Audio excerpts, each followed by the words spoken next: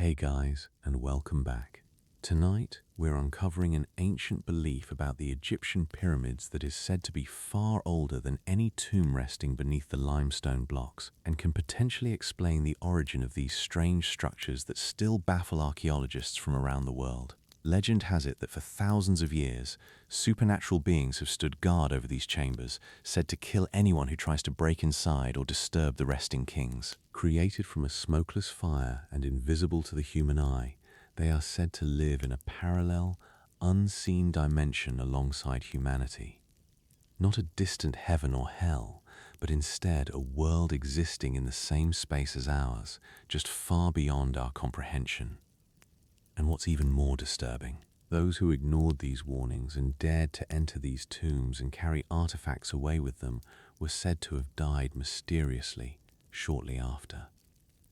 There was no violent struggle, no freak accident, just a strange sickness that surfaced weeks, even months later, and then, suddenly, they were gone. Which makes you wonder, were these deaths really just a coincidence, or the act of an entity older than humanity itself that trailed behind them?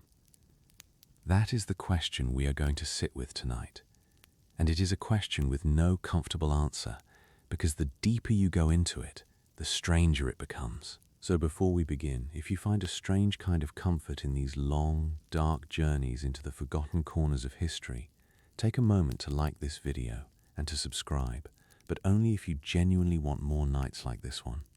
And down in the comments, let me know where in the world you are listening from tonight and what the hour is for you, wherever you are. There is something I find quietly reassuring about that thought. All of us gathered here together in the dark, scattered across so many distant places and so many time zones, each of us listening to the same old story unfold in the stillness of the night. Now dim the lights. Settle back. Pull the blanket a little higher if the night is cold where you are, and let your eyes grow as heavy as they like. There is nothing you need to do for the next while except listen and breathe and let the world slip away around you. Because the story we are about to tell is one of the oldest in all of human memory. A story of the unseen. A story of the things that may be standing guard, even now, in the places we were never meant to disturb. Let's begin where every traveler to Egypt begins, with the stones.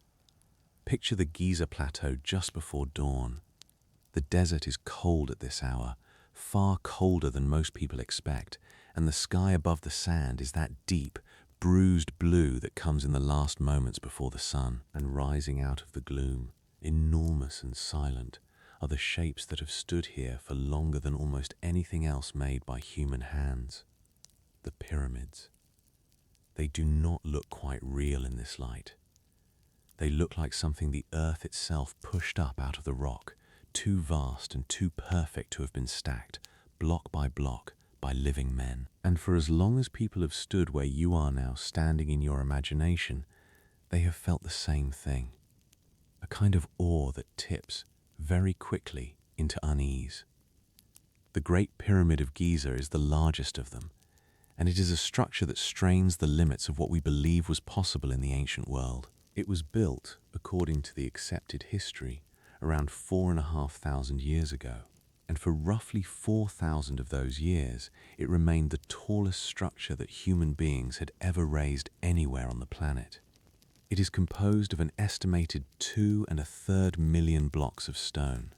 Some of these blocks weigh only a couple of tons. Others, deep in the heart of the structure, weigh 50, 60, even 80 tons each, hauled into place with a precision that we still do not fully understand. To move a single one of those great stones across the desert and lift it hundreds of feet into the air would challenge the cranes and the machines we have today. And yet there are millions of them, fitted together so tightly in places that you could not slide a blade between them. But it is not only the size that unsettles people, it is the precision. The Great Pyramid is aligned true north with an accuracy that seems almost impossible for its age, off by only a tiny fraction of a single degree. Its enormous base, covering an area you could lay several football fields across, is very nearly a perfect square, with the longest side differing from the shortest by only a handful of inches. Think about that for a moment as you lie there in the dark. A structure that size, built without any of the tools we would consider essential, without lasers, without satellites, without engines, and yet leveled and squared and oriented with an exactness that modern builders, with all their technology, would find difficult to match. It is the kind of fact that, the longer you look at it, begins to feel less like an achievement and more like a riddle. For a very long time, the explanation seemed settled. The pyramids were tombs. Grand and elaborate tombs, built to house the bodies of the pharaohs and to launch their eternal souls into the afterlife among the gods. And when the hieroglyphics that cover so much of ancient Egypt were finally deciphered in the early 19th century, that understanding seemed, broadly, to be confirmed. The Egyptians were obsessed with death, with the journey of the soul, with the careful preservation of the body for the world to come. Tombs were everywhere, packed with treasures and offerings and spells to guide the dead. So the pyramids, the grandest structures of all, were surely the grandest tombs of all. And yet, here is where the neat story begins, very quietly, to come apart. Because when modern explorers finally made their way into the deepest chambers of the Great Pyramid, into the so-called King's Chamber at its very heart, they did not find what a tomb should contain. There was no mummy. There were no treasures, no offerings, no canopic jars, none of the lavish goods that the Egyptians always buried with their honored dead. There was only a single empty box of granite, plain and unadorned, far too simple for a king, and bearing no lid, no carvings, no trace that a body had ever lain within it. And strangest of all, for a culture that covered nearly every sacred surface with hieroglyphic writing, with the names and the prayers and the deeds of the dead, the chambers of the Great Pyramid are almost entirely silent. No inscriptions, no spells for the afterlife, no declaration of which king it was built to honor. Just bare stone and angles and a silence that has lasted for thousands of years. Now, mainstream Egyptologists have answers for all of this, and we should be fair and give those answers their due. The empty chamber, they say, is the work of grave robbers who plundered the pyramid in antiquity and carried off everything of value. The lack of a body might be explained by the same. The absence of inscriptions might reflect a particular style or a particular period of construction. These are reasonable explanations offered by serious people who have studied these monuments for their entire lives, and we should not dismiss them lightly. But here is the thing about the Great Pyramid. For every reasonable explanation, there is a detail that the explanation does not quite cover. The passages show little sign of the violent forced entry you would expect from looters. The precision of the construction sits uneasily with the idea of a simple burial. And the deeper you go into the structure, the more it begins to feel less like a grave and more like something else entirely. Something built for a purpose we have not yet named. And this is precisely the kind of gap, this space between what we can prove and what we cannot explain, in which the older, stranger stories take root. Because when a thing is too vast, too precise, too silent to fully understand, the human mind does not simply shrug and move on. It fills the silence. For centuries, the people who lived in the shadow of these monuments did not look at them and see a triumphant feat of engineering. They looked at them and felt something colder. They felt watched. They told stories of the pyramids as places that were not safe, places that were not empty, places where the living were not entirely welcome. They spoke of guardians, of presences that lingered in the dark of the chambers, of a price paid by those who entered uninvited. We tend to assume, in our modern way, that those stories were simply ignorance, the natural superstition of people who lacked our scientific understanding. And perhaps they were. But it is worth pausing on a quiet, uncomfortable thought before we go any further. The people who told those stories lived beside these monuments for generation after generation, century after century. They knew the desert and the ruins and the night in a way that we, in our lit and comfortable rooms, never will. And when nearly every one of them, across so many lifetimes, came away from these places with the same feeling, the same conviction that something was there in the dark, watching, waiting, guarding, then perhaps that shared conviction deserves at least to be heard before we decide what to make of it. Because the legend that grew up around these stones was not vague. It was not a simple ghost story. It pointed to a very specific kind of being, older than the pharaohs, older perhaps than humanity itself. A being that the people of the desert had feared and respected for thousands of years. And to understand the guardians of the pyramids, we first have to understand the warning that has always hung over them. The warning that to disturb the dead is to invite something terrible to follow you home. There is a phrase that has echoed through the popular imagination for over a century now, whispered in darkened cinemas and printed in lurid headlines and murmured by tourists standing at the mouth of a tomb. The curse of the pharaohs. The idea is simple, and it is ancient. Disturb the resting place of the dead, break the seals, carry away what was buried with them, and you will be punished for it. Not in some distant afterlife, but here, now, in this world.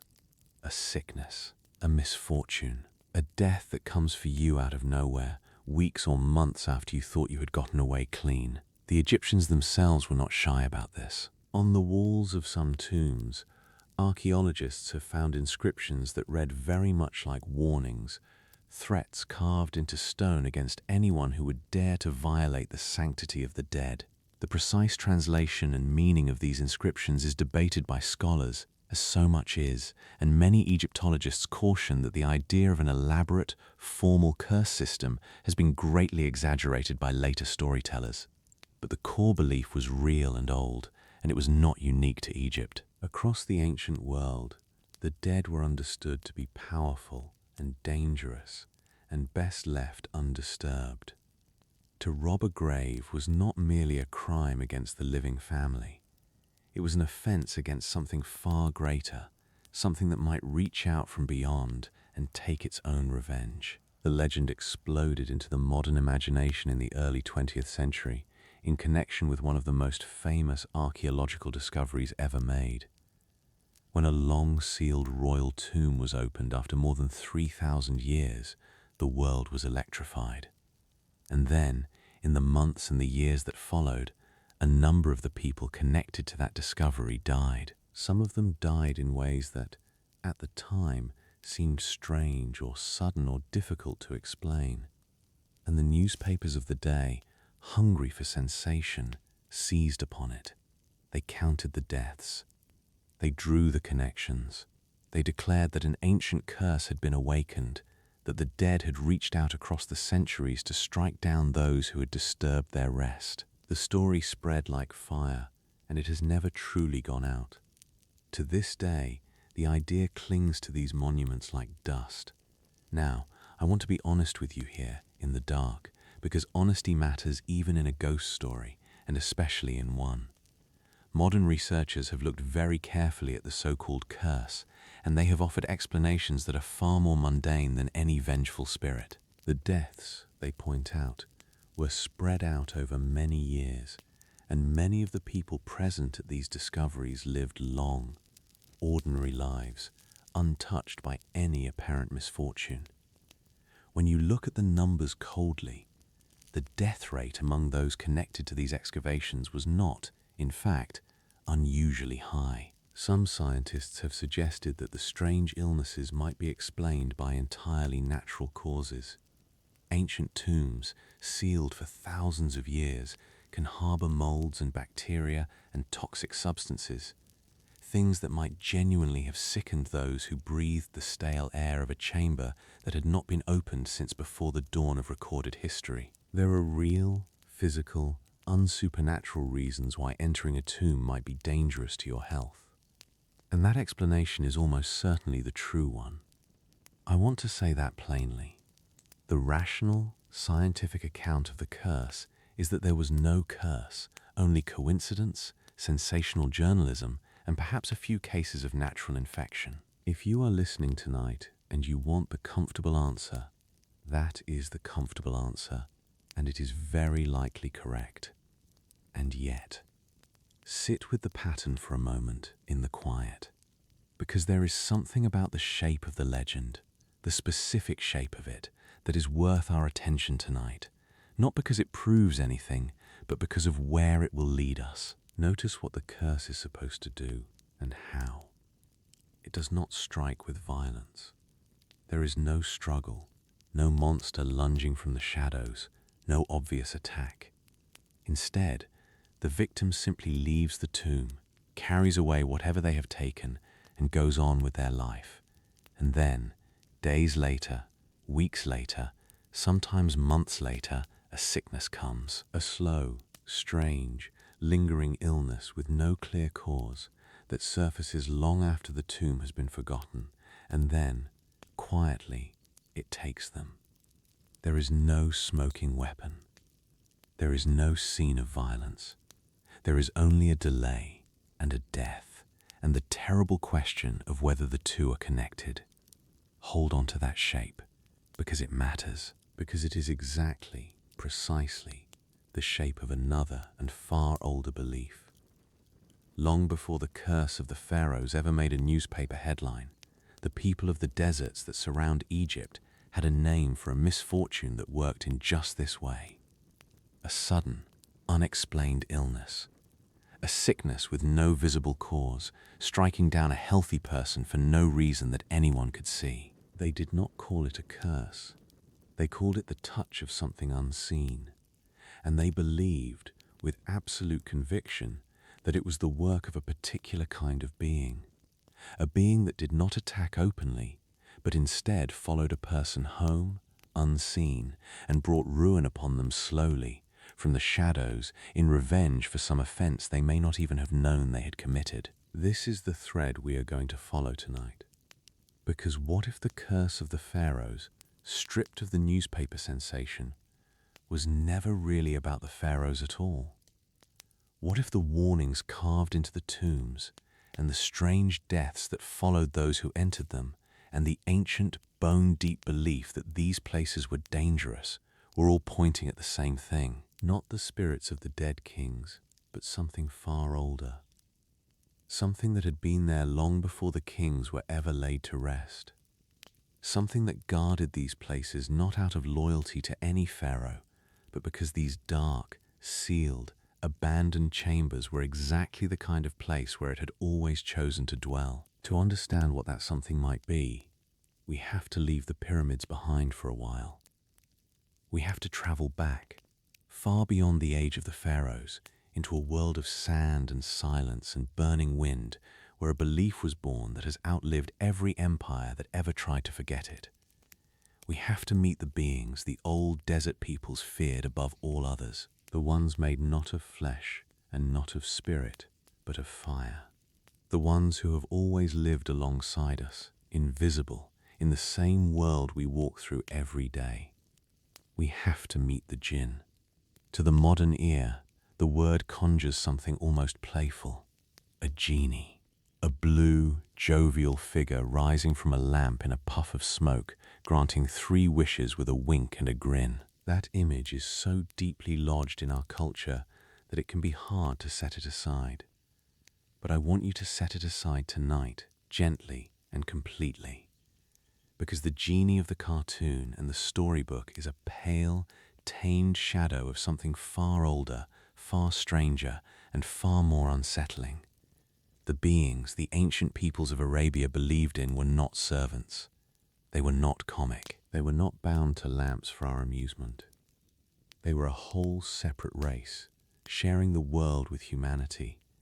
And they were, by turns, helpful, indifferent, and utterly terrifying. We call them the jinn.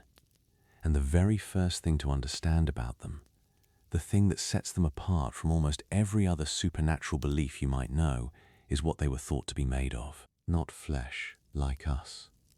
Not the pure, radiant light of the angels. The jinn, according to the oldest traditions and later the sacred texts of Islam, were created from fire.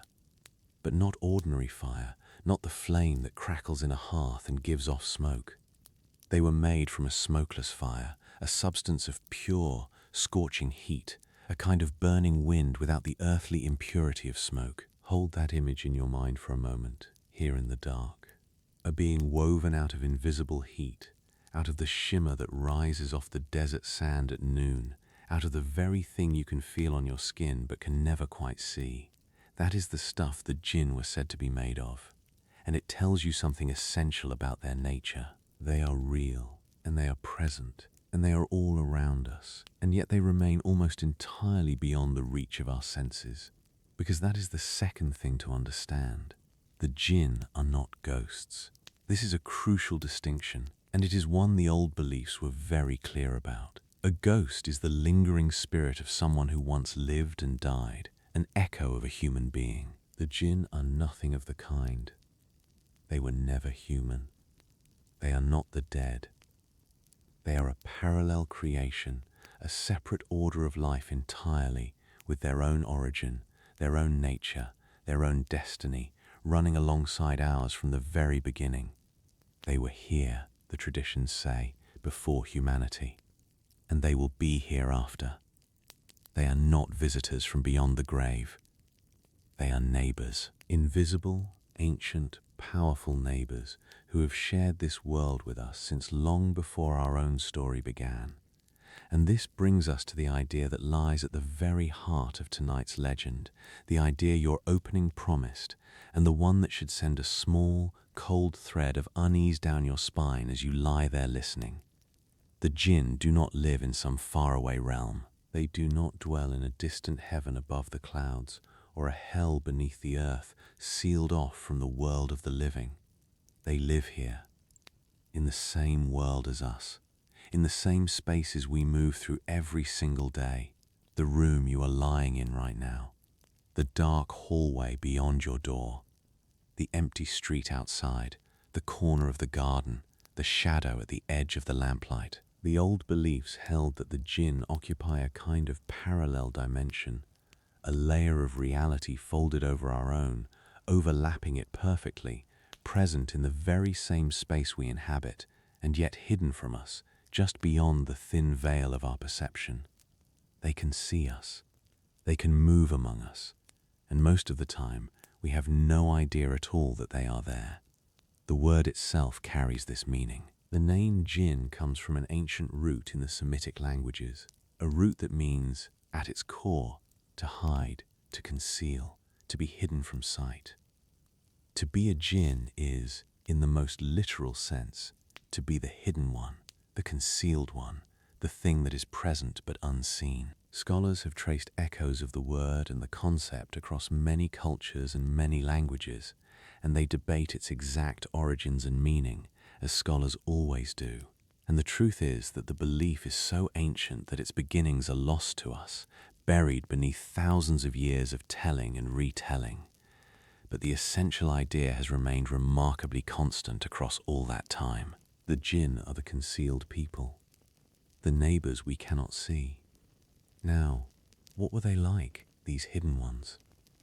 Here the descriptions vary, shifting like the desert sands themselves from one telling to another, from one century to the next. But certain features appear again and again across the traditions. They were, above all, shapeshifters, able to change their form at will, which is part of why they were so feared. They could take the shape of animals, or of human beings, or appear as nothing more than a drifting patch of shadow that should not be there. When they did allow themselves to be glimpsed in something like a human form, they were often said to be recognizable by a wrongness about them, a detail that did not fit. Eyes that glowed or held an unnatural light. A body that seemed not quite solid, ethereal, as though you might pass your hand through it. We will return to these telltale signs later, because they matter, and because the old stories are full of cautionary tales about people who failed to notice them until it was far too late. But while their appearance shifted, their nature, in the old understanding, was more consistent, and it is the part that should trouble us most. Because the jinn were not simply mindless monsters, beasts of instinct to be feared the way one fears a predator.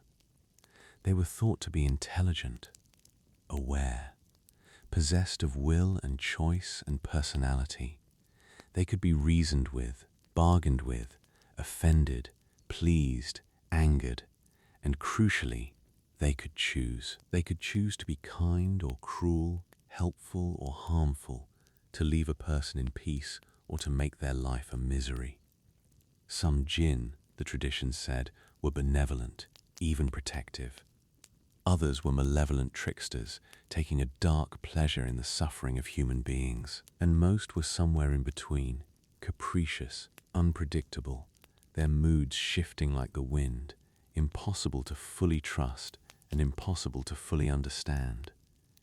This is what made them so much more frightening than any simple monster could ever be.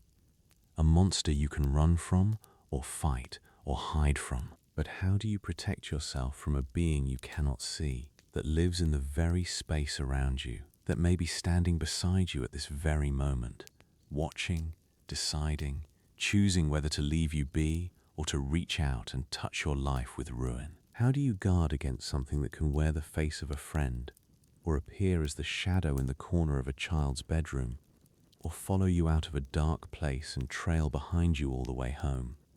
You cannot fight what you cannot see. You can only learn the rules. You can only show respect and caution and hope that the hidden ones, for whatever reasons of their own, choose to let you pass. And that, more than anything, is the relationship that the ancient peoples of the desert developed with the jinn over thousands of years. Not worship, exactly, and not simple terror, but something more complex and more delicate. A wary, careful, lifelong diplomacy with an invisible nation that shared their world. A constant awareness that they were never truly alone. That in the silence of the night, in the hollows of the ruins, in the deep shadows where the lamplight did not reach, something was always there. Something old, something patient, something watching. To understand how that relationship was lived, day by day and night by night, we have to go to the place where the belief was strongest. We have to walk out into the great deserts of Arabia, into a world of searing heat and endless sand and bottomless silence, where the people who lived on the very edge of survival knew, with absolute certainty, that they were not the only ones walking the dunes. Imagine a land of extremes, a vast peninsula of searing heat and endless sand, where the sun hammers down by day until the very air seems to shimmer and warp, and the nights turn so cold and so still that the silence itself seems to press against your ears. This is Arabia, in the long ages before the rise of the great faiths, a land of stark and terrible beauty where life clung on only at the edges, in the shade of the mountains and the green promise of the scattered oases. And across this unforgiving world moved the desert peoples, the wandering tribes who had learned, over countless generations, to read the land the way you or I might read a familiar face. They knew the moods of the sun. They knew the whisper of the wind and what it meant. They knew where the water hid and how to find it and how to survive in a place that seemed designed to kill them. But they knew something else, too. Something that every traveler learns sooner or later in a place that empty and that vast. They knew that they were not alone. In the shimmer of the heat haze, in the hollow ruins of forgotten settlements, in the deep and total silence of the desert night, they believed another kind of life dwelled alongside them, unseen. Not gods and not men, something in between. The hidden ones, the jinn. This belief was not a story told for entertainment, not a tale spun around a fire to pass a long evening. It was woven into the very fabric of how these people understood their world. It was as real to them as the sand beneath their feet and the stars wheeling overhead. And it grew, scholars believe, out of the most natural soil imaginable. Because the desert is a place full of things that cannot easily be explained. And the human mind, faced with the inexplicable, reaches always for a name, a face, a reason. Think about it for a moment, lying there in the dark. Picture yourself alone in that wilderness, far from any other living soul. The wind rises, and as it funnels through a narrow canyon or over the lip of a dune, it makes a sound. A long, low, mournful sound, rising and falling, almost like a voice. To you and me, in our scientific age, that is simply the physics of air moving over stone. But to a person standing alone in that vast emptiness, with no other explanation to reach for, that sound was not the wind. That sound was a voice. Something was speaking out there in the dark. And then, in the heat of the day, you see it. A column of dust rising from the desert floor, spinning, twisting, dancing across the sand toward you, and then veering suddenly away. We call it a dust devil, a small whirlwind, a trick of hot air. But to the people of the old world, that spinning column was not weather. It was one of the hidden ones, passing by, briefly visible in the dust it stirred, and then gone. This was the great function of the jinn in the ancient mind. They were the explanation for the inexplicable. They gave a name and a face to the impersonal cruelties of a hostile world. The sudden illness that struck down a strong and healthy man for no reason anyone could see. The maddening whisper that seemed to torment a lonely traveler at the edge of sleep. The misfortune that fell upon a journey for no cause at all. The camel that sickened, the well that ran dry, the path that somehow led astray. In a world where so much suffering arrived without warning and without reason, the jinn made sense of the senseless. They transformed random catastrophe into something with intention behind it, the deliberate act of an unseen agent. And there is, if you think about it, a strange and terrible comfort in that. It is almost easier to believe that your suffering was caused by a malevolent spirit than to believe it was simply the universe being indifferent. At least the spirit could be reasoned with. At least the spirit had a purpose. At least you were not alone with the meaningless dark. But this comfort came at a price, because if the jinn were responsible for misfortune, then life became a constant, careful negotiation with the unseen. You could not simply walk through the world heedlessly. You had to be aware, always, that you were moving through a landscape that belonged, in part, to someone else. And so the desert peoples developed an entire system of customs and courtesies, a quiet diplomacy with the invisible nation that shared their world. Travelers, above all, learned to be careful, because a traveler moving alone through the empty places was venturing into the very heart of the jinn's domain.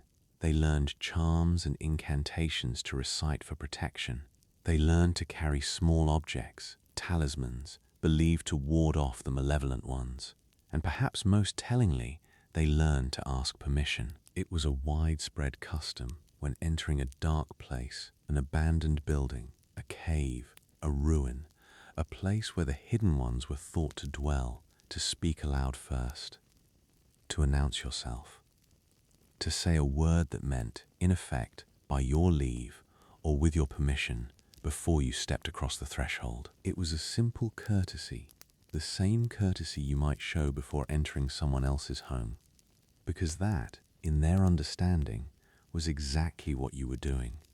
You were entering a space that might already be occupied by something you could not see, and to blunder in without warning, without respect, was to risk causing offense to a being far more powerful than yourself. There were places, too, that were understood to be especially theirs. Concentrated points of unseen power where the jinn gathered and dwelled and were best left undisturbed. A strangely shaped rock standing alone in the waste.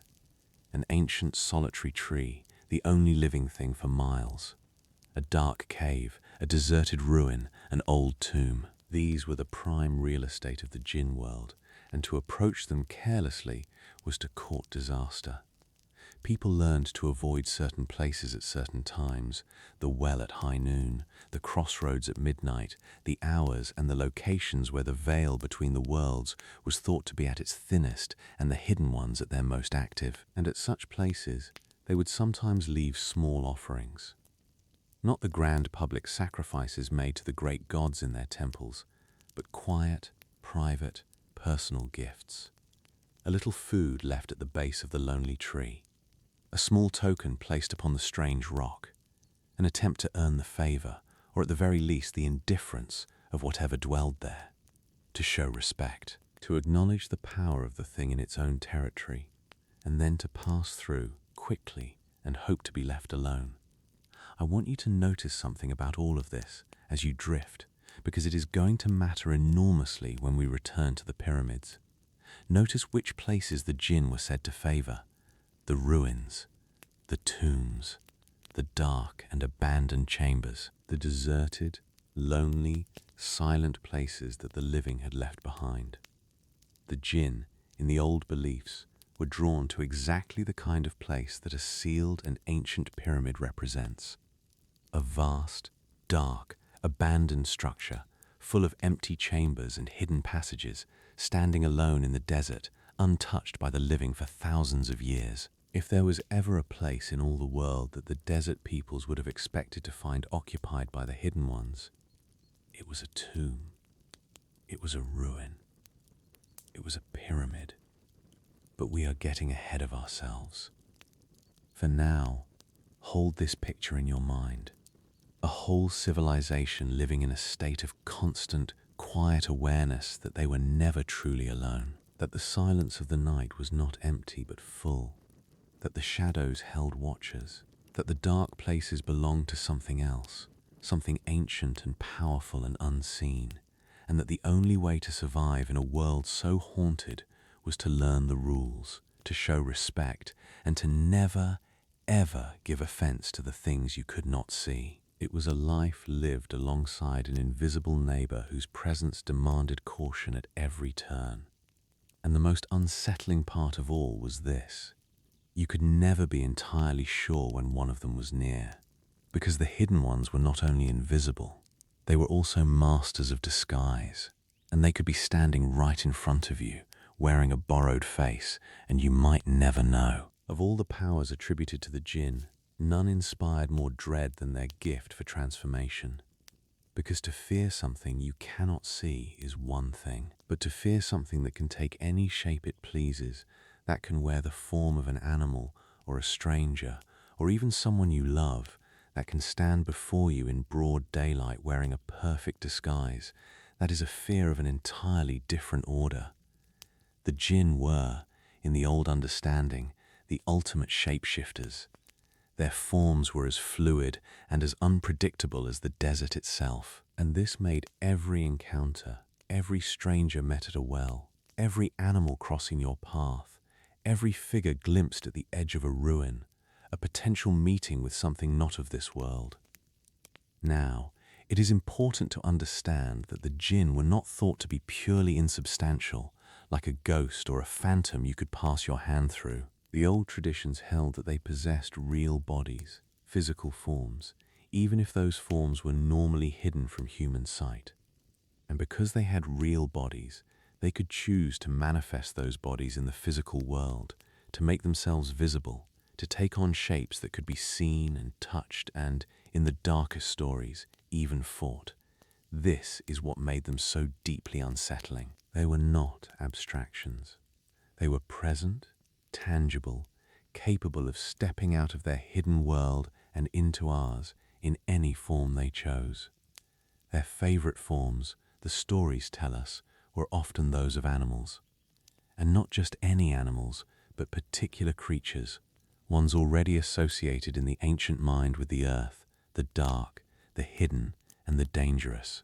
Snakes above all. The snake held a deeply ambiguous place in the imagination of the ancient world, a creature of both healing and poison, of wisdom and of deceit, gliding silently between the world above and the world below the earth. A snake that appeared in your home was therefore treated with the gravest caution. It was not simply an animal to be killed on sight. It might be one of the hidden ones, wearing a serpent's body. And so a custom arose, a kind of formal warning. You did not kill the snake immediately. You granted it a period of grace, often said to be 3 days, a window in which you would warn it. allowed to depart, to leave your home in peace. If, after that warning had been given and the grace period had passed, the snake remained, then you might presume it to be either an ordinary animal or an evil jinn that had refused to heed the warning, and only then might it be dealt with. But to strike one down without that warning, to kill it in haste, was to risk a terrible and swift retaliation, not from the snake, from its kin, from the invisible family of the thing you had slain. Other animal forms were common too: the scorpion with its hidden sting, the lizard scuttling over the hot stones, the dog, especially the black dog moving alone in the night, all creatures of the dust and the dark and the in-between places. Any of them, in the old belief, might be more than it appeared. The cat watching you from the shadows, the bird that landed too close and stared too long. You could never be entirely certain. And that uncertainty, that endless, low-grade unease about the true nature of the things around you, was simply part of what it meant to live in a world shared with the jinn. But it was when a jinn chose to take human form that the stories grew truly chilling. Because here was the deepest deception of all: a being that could appear as a person, a stranger met on the road, a traveler resting at the same well, a beautiful woman, or a kindly old man, or a child standing alone at the edge of the firelight. And the terror of it was that the disguise was almost, but never quite, perfect. The old stories are full of cautionary tales of men and women who fell into conversation with a seemingly ordinary person, who shared a meal or a road or even a bed with them, only to notice, too late, a single small detail that was wrong, a telltale sign, a crack in the disguise. And these signs are worth knowing, because they recur across so many tellings that they have become a kind of grim folklore in their own right. Sometimes it was the eyes, a pupil that was not round as a human pupil should be, but a thin vertical slit, like the eye of a cat or a snake, catching the light strangely in the dark. Sometimes it was the feet, a glimpse, when the figure shifted or the robe fell away, of a foot that was not a foot at all, but the cloven hoof of a goat or a donkey, hidden beneath the hem of a garment. There is a recurring detail in the lore that the feet were the one thing the jinn could never quite disguise, the one part of the form that betrayed the truth. Sometimes it was the voice, holding an unnatural echo, a resonance that no human throat could produce. And sometimes it was simply strength, a grip far stronger than any human hand should possess, or a movement too swift, too fluid, too wrong. These were the cracks in the mask. And the lesson of the stories was always the same, and always grim. Look closely. Be watchful. The person before you may not be a person at all, because by the time you notice the slit pupil, or the hoofed foot, or the echo in the voice, you might already be in terrible danger. You might already have invited something into your life, or your home, that you could not easily be rid of. And yet, for all their power and all their cunning, the jinn were not invincible. This is a crucial point, and it is part of what made them feel so real to the people who feared them. Because they had bodies, they could be harmed. They could, in the right circumstances, by the brave or the lucky or the desperate, even be killed. The oral traditions of the desert are rich with the boasts of heroes and the tales of lone travelers who claimed to have fought one of the hidden ones in the dark and won. And when a jinn was killed, the stories said its body did not simply vanish into smoke. It left something behind, a carcass, a final, physical proof of the battle that had been fought. Sometimes the body of a great snake, sometimes a monstrous scorpion, sometimes a stranger and more terrible shape that no living animal could account for. A clue, lying there in the sand at dawn, that the thing the traveler had struggled with in the darkness had been no ordinary beast, but a creature from the other world. So this was the jinn as the desert peoples knew them. Shapeshifters wearing borrowed forms, snakes in the home, strangers at the well, beautiful figures with cloven feet and slitted eyes. present, physical, dangerous, deceptive, and yet, in the end, mortal, capable of being fought and even slain by those who knew what they faced. It was a world where the boundary between the natural and the supernatural was perilously thin, where any animal might be a spirit and any stranger might be a demon, and where the only protection was constant, watchful caution. But the jinn were more than just a scattered collection of individual shape-shifting monsters lurking here and there in the wild places. The old beliefs held something far more elaborate and far more unsettling. The jinn, it was said, had a world of their own, a society, a civilization hidden alongside ours with its own laws, its own rulers, and its own long memory of grievances against the human beings who shared its space. Here is where the belief in the jinn becomes truly remarkable and where it reveals something deep about the people who held it. Because the ancient peoples of Arabia did not imagine the jinn as a chaotic, scattered horde of lone monsters, each one acting only for itself. They imagined them as a people, a parallel society mirroring their own in almost every way. A whole hidden civilization folded into the same world as humanity, living lives that echoed and reflected the lives of the human beings who could not see them. The jinn, in this understanding, organized themselves much as the desert tribes did. They formed clans and tribes of their own.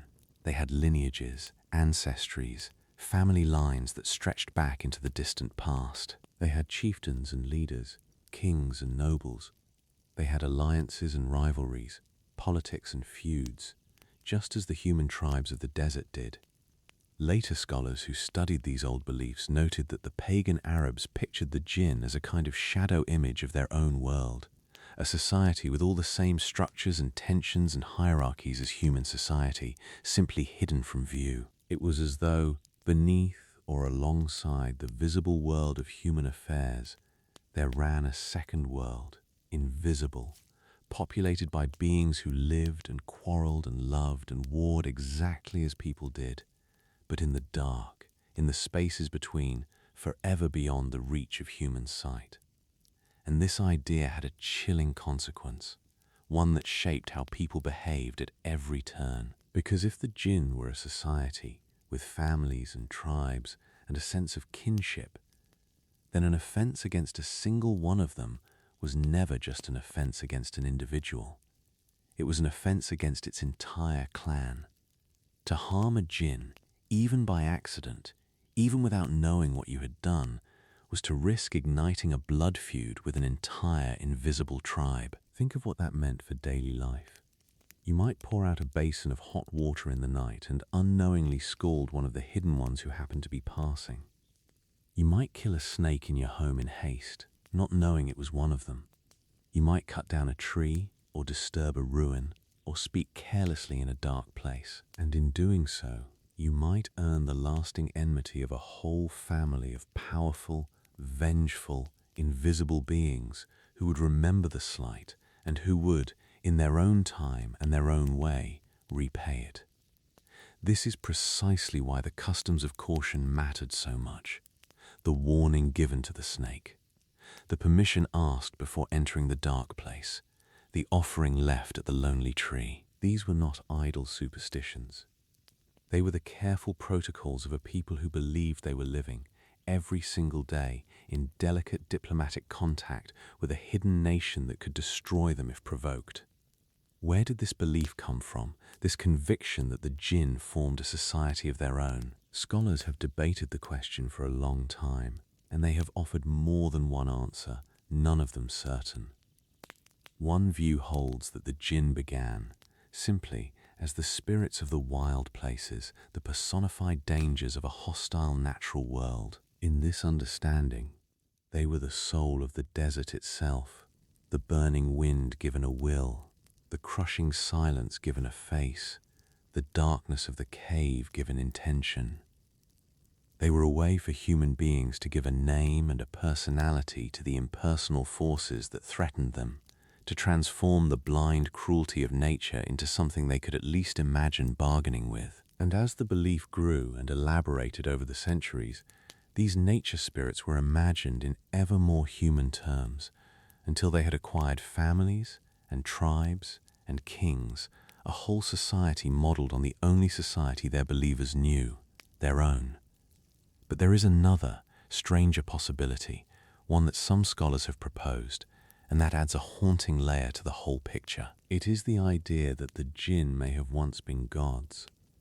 That long ago, before the rise of the great unifying religions, the many tribes of the ancient world each worshipped their own local deities, the particular gods of a particular place or people. And as the larger, more powerful gods of the wider region rose in importance, these smaller local divinities were gradually demoted. They did not vanish from belief altogether. People still felt their presence, still feared their power, still left them offerings. But they slipped down in status, from gods to be worshipped in temples to spirits to be placated at rocks and trees. From divinities to jinn. In certain northern regions, scholars have noted the line between a god and a jinn could grow genuinely blurry, with old inscriptions sometimes using overlapping language, treating these beings as something between minor gods and powerful spirits. A thoughtful insight from one 19th century historian sheds light on this. He noticed that the ancient Arabs seemed to distinguish their great gods from the jinn not by their goodness or their evil, for the jinn were not necessarily evil, but by the way in which they were worshipped. The great gods had public cults. They had temples and idols and grand communal ceremonies attended by the whole tribe. The jinn, by contrast, were venerated privately. Their cults were personal, intimate, often secret.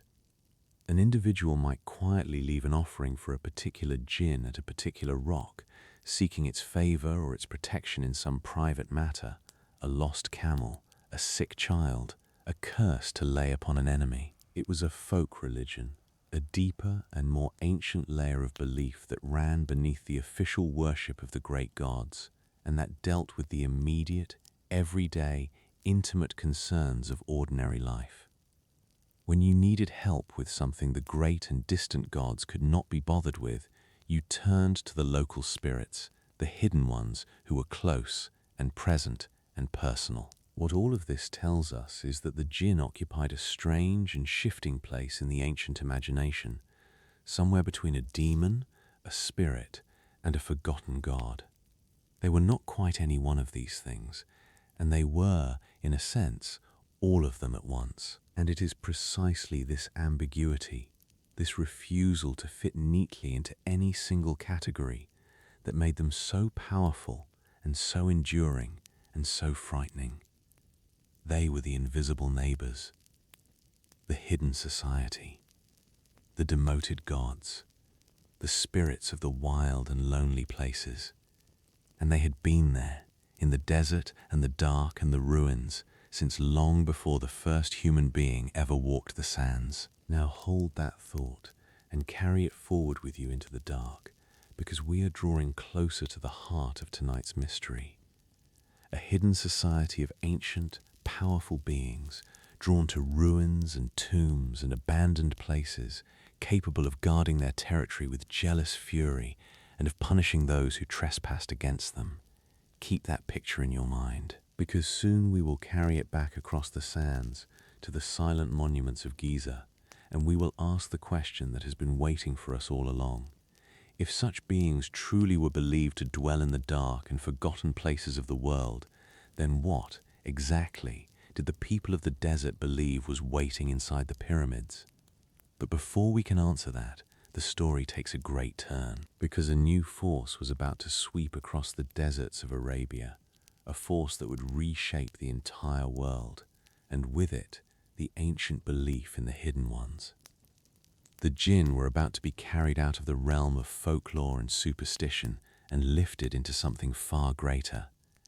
They were about to be given a place in the very structure of creation itself. As the 7th century dawned over the deserts of Arabia, a new force began to stir, one that would not only redraw the political map of the entire world, but would also reshape, profoundly and permanently, the way people understood the unseen. The arrival of Islam swept across the peninsula and beyond, carrying with it a strict and powerful vision of a single God, the creator of all things. And one of the great questions facing this new faith was what to do with the ancient, deeply rooted belief in the jinn. For thousands of years, the desert peoples had lived in dread and reverence of the hidden ones. That belief was not going to simply vanish. So the question was, how would it be handled? Would it be condemned as pagan superstition and cast aside? Or would it be folded into the new understanding of the world? The answer, fascinatingly, was neither rejection nor simple acceptance. The belief in the jinn was not abolished. Instead, it was confronted, absorbed, and fundamentally redefined. The wild, immoral, unpredictable spirits of the desert, the demoted gods, and the personified dangers of the wilderness were taken up and placed into an entirely new framework. They were given a fixed and formal place in the structure of creation, a clear origin, a moral purpose, and, most importantly of all, a destiny. The jinn were lifted out of folklore and written into scripture. In the new understanding, the jinn became one of three intelligent creations of the one God. There was a clear and deliberate ordering to these creations, a hierarchy of substance. Human beings, the teaching held, were fashioned from clay, from the very earth itself. The angels, according to the traditions that grew up around the faith, were created from pure light, radiant, and without will of their own to disobey. And the jinn, occupying a place between these two, were created, as they had always been said to be, from fire. From that same smokeless, scorching fire we spoke of at the beginning. This poetic image, a creature woven from pure heat without the impurity of smoke, was now given a sacred and central meaning. It described the very essence of the jinn's nature, the source of their fiery power, their passion, their restlessness, and it placed them precisely where they belonged in the order of things, between the earthbound clay of humanity and the pure light of the angels. But the truly revolutionary change, the thing that transformed the jinn forever, was the gift and the burden of moral responsibility. Because in the old desert belief, the jinn had been like forces of nature. Their actions carried no more moral weight than a sandstorm or a flash flood. They harmed or they helped according to their whims, but they were not good or evil in any deep sense. They simply were. The new faith changed this utterly. It declared that the jinn, like human beings, had been given free will. They could choose. They could choose between obedience and rebellion, between belief and disbelief, between good and evil. And because they could choose, they were accountable for their choices. They would face judgment, just as human beings would, and their choices in this life would determine their fate in the next, whether reward or punishment, whether paradise or the fire. This was an extraordinary elevation. For the first time, the jinn were placed on the same spiritual footing as humanity. They were no longer merely the dangerous spirits of the wild places. They were now moral beings, sentient and responsible, walking the same path of choice and consequence that human beings walked. There is even a portion of the sacred text devoted to them, recounting a story in which a group of jinn, passing by, overhear the recitation of the holy words and are so moved by what they hear that they embrace the new faith and carry its message back to their own kind. And in that story, the jinn describe themselves, revealingly, as being divided, just as humans are. Among us, they say, are the righteous, and among us are those who are otherwise. We have become of different paths. Sit with what that means, because it changes everything about how we should think of the hidden ones from this point forward. The jinn were no longer a single, monolithic force to be feared without distinction. They were now understood to be a diverse community, divided exactly as humanity is divided. There were believing jinn and unbelieving jinn, pious jinn and wicked jinn who walked the righteous path and jinn who rebelled against it. Some were good, some were evil, and a great many were somewhere in between, caught up in their own struggles and choices just as we are. This is a far more complex and a far more interesting picture than the simple monster of folklore. It means that when we speak of a jinn guarding a tomb or punishing a trespasser, we are not necessarily speaking of a demon. We might be speaking of a being acting out of its own sense of duty or law or even righteousness in a moral universe it shares with us. Now, while the new faith confirmed the existence of the jinn and gave them this elevated place, it also waged a fierce and uncompromising war against the old practices surrounding them. All those ancient customs we spoke of, the offerings left at the lonely tree, the seeking of refuge with the jinn, the treating of them as powers to be worshipped or placated like gods, all of this was now condemned in the strongest possible terms. To worship a jinn, or to seek its aid as one would seek the aid of a god, was now understood as a grave sin, a turning away from the one true creator toward a mere creature. The sacred text even describes the jinn themselves as being astonished and burdened by the way certain humans had revered them, as though the hidden ones were embarrassed by the worship they had once received. The message was absolute. The jinn were creatures, not gods. They were servants of the one God, exactly as humans were. They held no divine power of their own, and to seek their favor through worship or sacrifice was to fall into the deepest error. And yet, here is the remarkable thing. Even as the new faith corrected what it saw as the theological errors of the past, it allowed so much of the old folklore about the jinn to carry over seamlessly into the new understanding. Their fundamental nature and their powers were not denied. Their ability to become invisible at will. Their power to move with incredible speed, far faster than any human could travel. Their gift for taking on different shapes and forms. All of this was accepted as part of their God-given fiery nature. The jinn of the new faith were still shapeshifters. They were still hidden, still present, still dwelling in the same world as humanity, still drawn to the lonely and the ruined and the dark places. The old beliefs about how to live alongside them, the cautions and the courtesies, survived in altered form. People still spoke the name of God before entering dark places, still sought protection through sacred words, still believed that the hidden ones were all around them, unseen in the very spaces they moved through every day.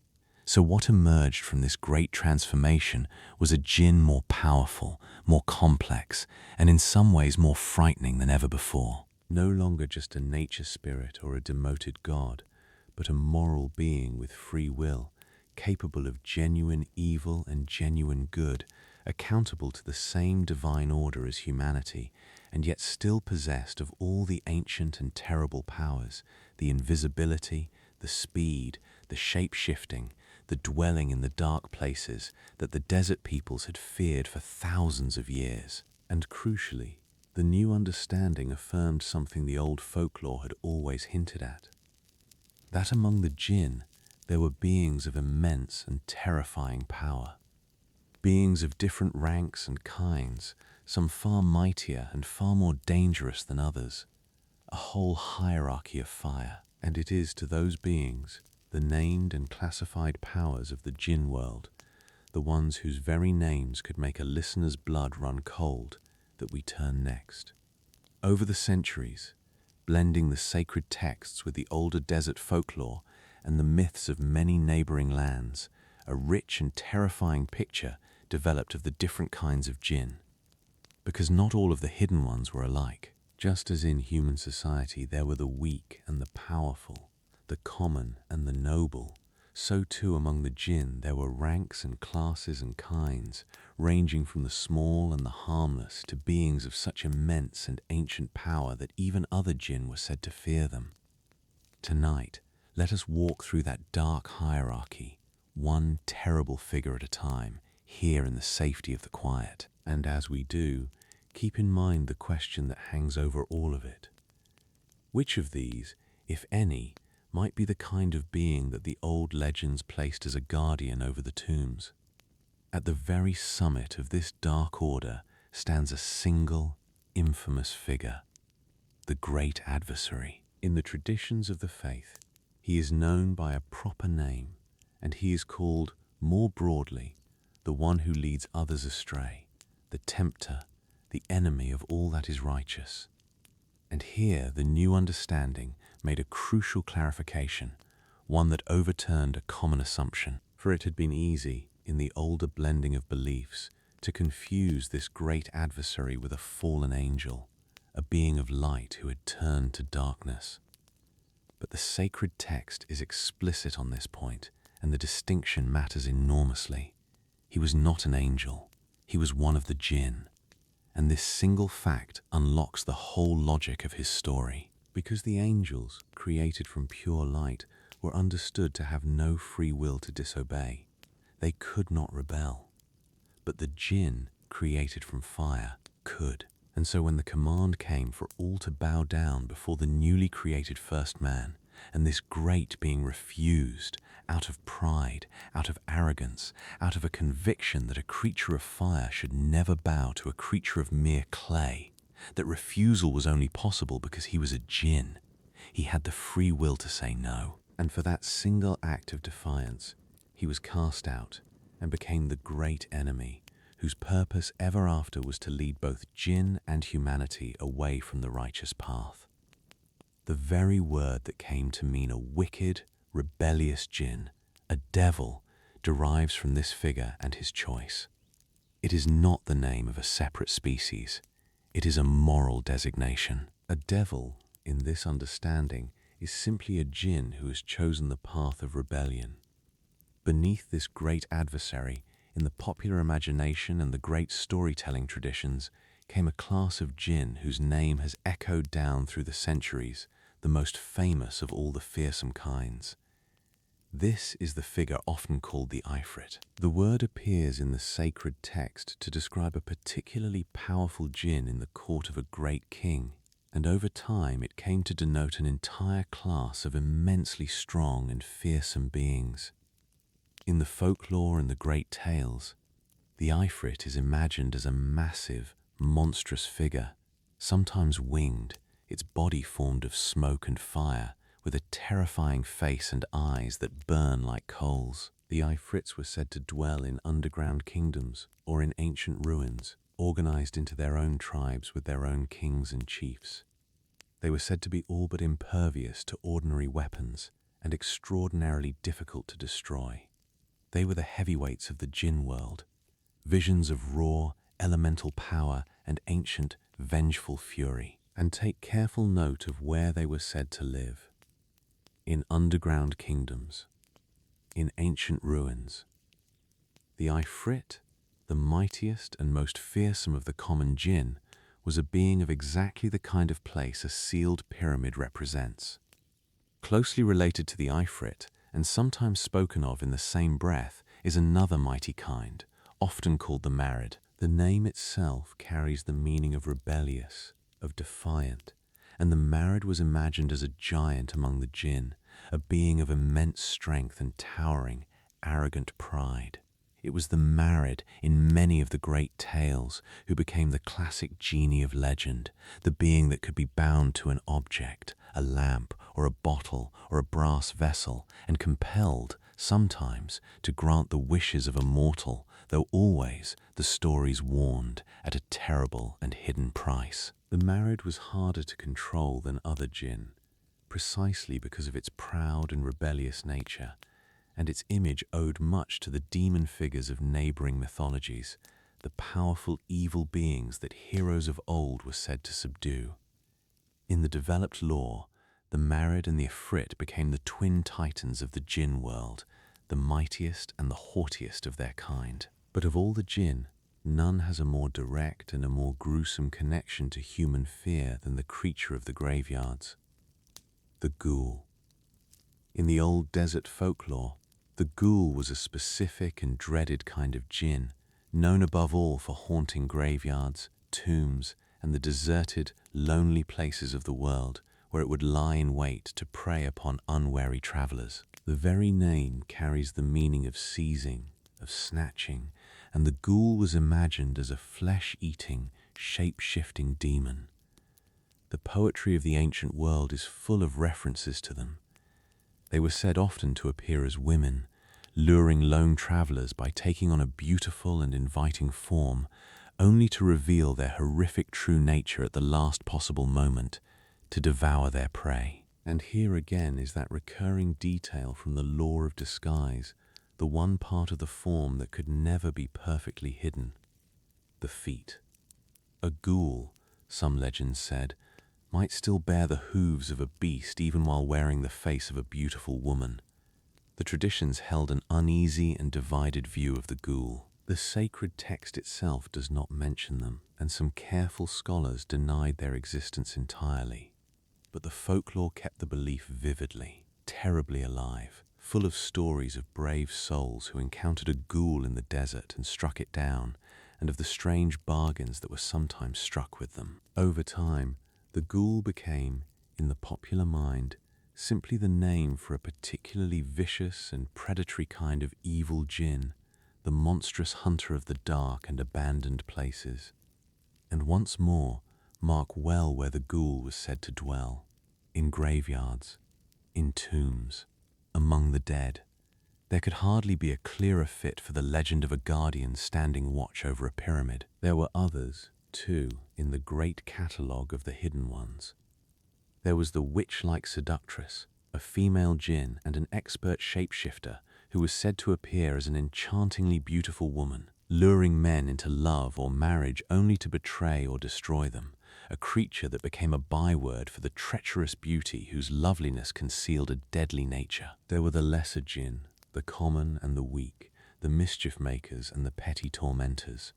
The hierarchy ran from these small and almost harmless beings all the way up to the towering Ifrits and Marids and the great adversary himself. And what strikes me every time I consider this dark catalogue is how consistently the most powerful and the most dangerous of these beings were associated with exactly the kind of place we have been circling all night: the ruins, the underground kingdoms, the graveyards, the tombs, the deserted, lonely, forgotten places where the living did not go. If the hidden ones favored such places, and if the mightiest among them, the Afrits and the ghouls, made their homes in ruins and among the dead, then the great tombs of Egypt, vast and ancient and sealed and abandoned in the sand, would have seemed, to anyone raised in this tradition, like the most natural dwelling place imaginable for such beings. A pyramid was not just an empty monument. It was a ruin. It was a tomb. It was an underground kingdom of dark chambers and hidden passages. It was, in every way the old beliefs understood, a place where the hidden ones would dwell. But before we follow that thread all the way to its end, there is one more story we must tell, because there was, according to the traditions, a single moment in all of human history when these terrible beings, these Ifrits and Marids and rebellious spirits, were brought to heel. A golden age when the chaotic, fiery power of the jinn was bent to the will of a single righteous king.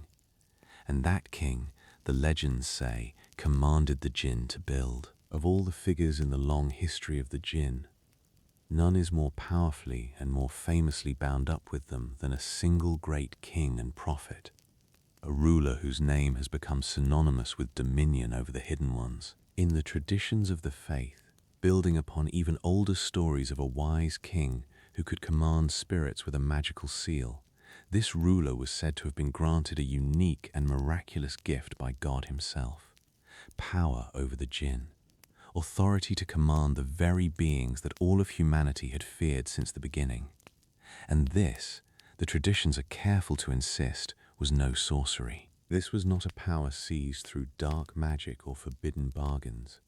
It was a divine gift, a sign of the king's special status, a favor bestowed by God to demonstrate his glory.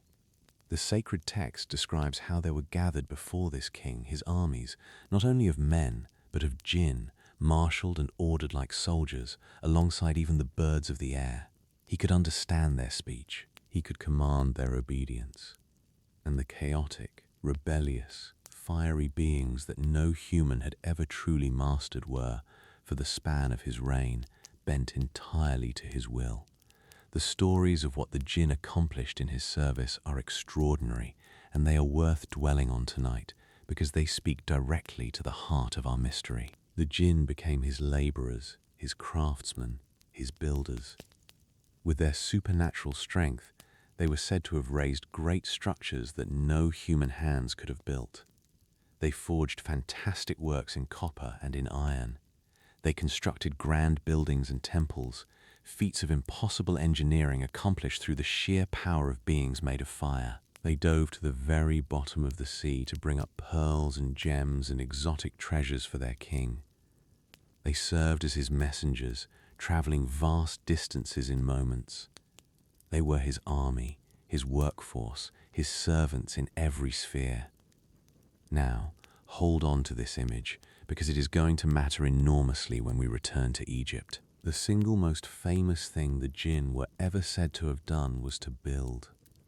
To raise great monuments and temples and structures of stone, things too vast and too heavy and too precise for ordinary human labor, through their supernatural strength and their tireless, fiery power. In the legends, the jinn were master builders, capable of constructing in a single night what would have taken human workers a lifetime. And when you hold that idea up against the great pyramids of Giza, against those impossible stones, those millions of blocks weighing 50 and 80 tons each, hauled into place and fitted together with a precision that still baffles modern engineers, you begin to see why the old storytellers might have looked at those monuments and reached for a particular explanation. Who could have built such things?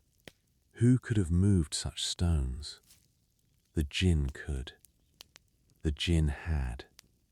The very beings that the traditions credited with raising impossible structures of stone for a great king were, in the popular imagination, exactly the kind of force that could account for the inexplicable monuments rising out of the Egyptian sand. But the king's power over the jinn was not only about building, it was also about control, about containment.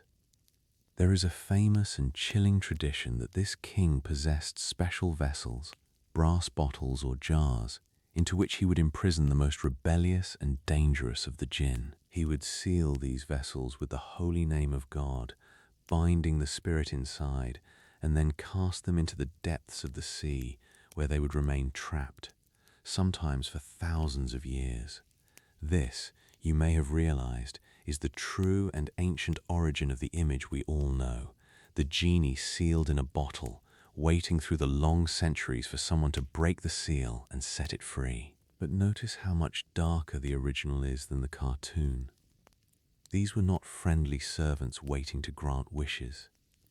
These were dangerous, rebellious beings, imprisoned by a righteous king precisely because they were too dangerous to roam free, sealed away with sacred words and drowned in the deep.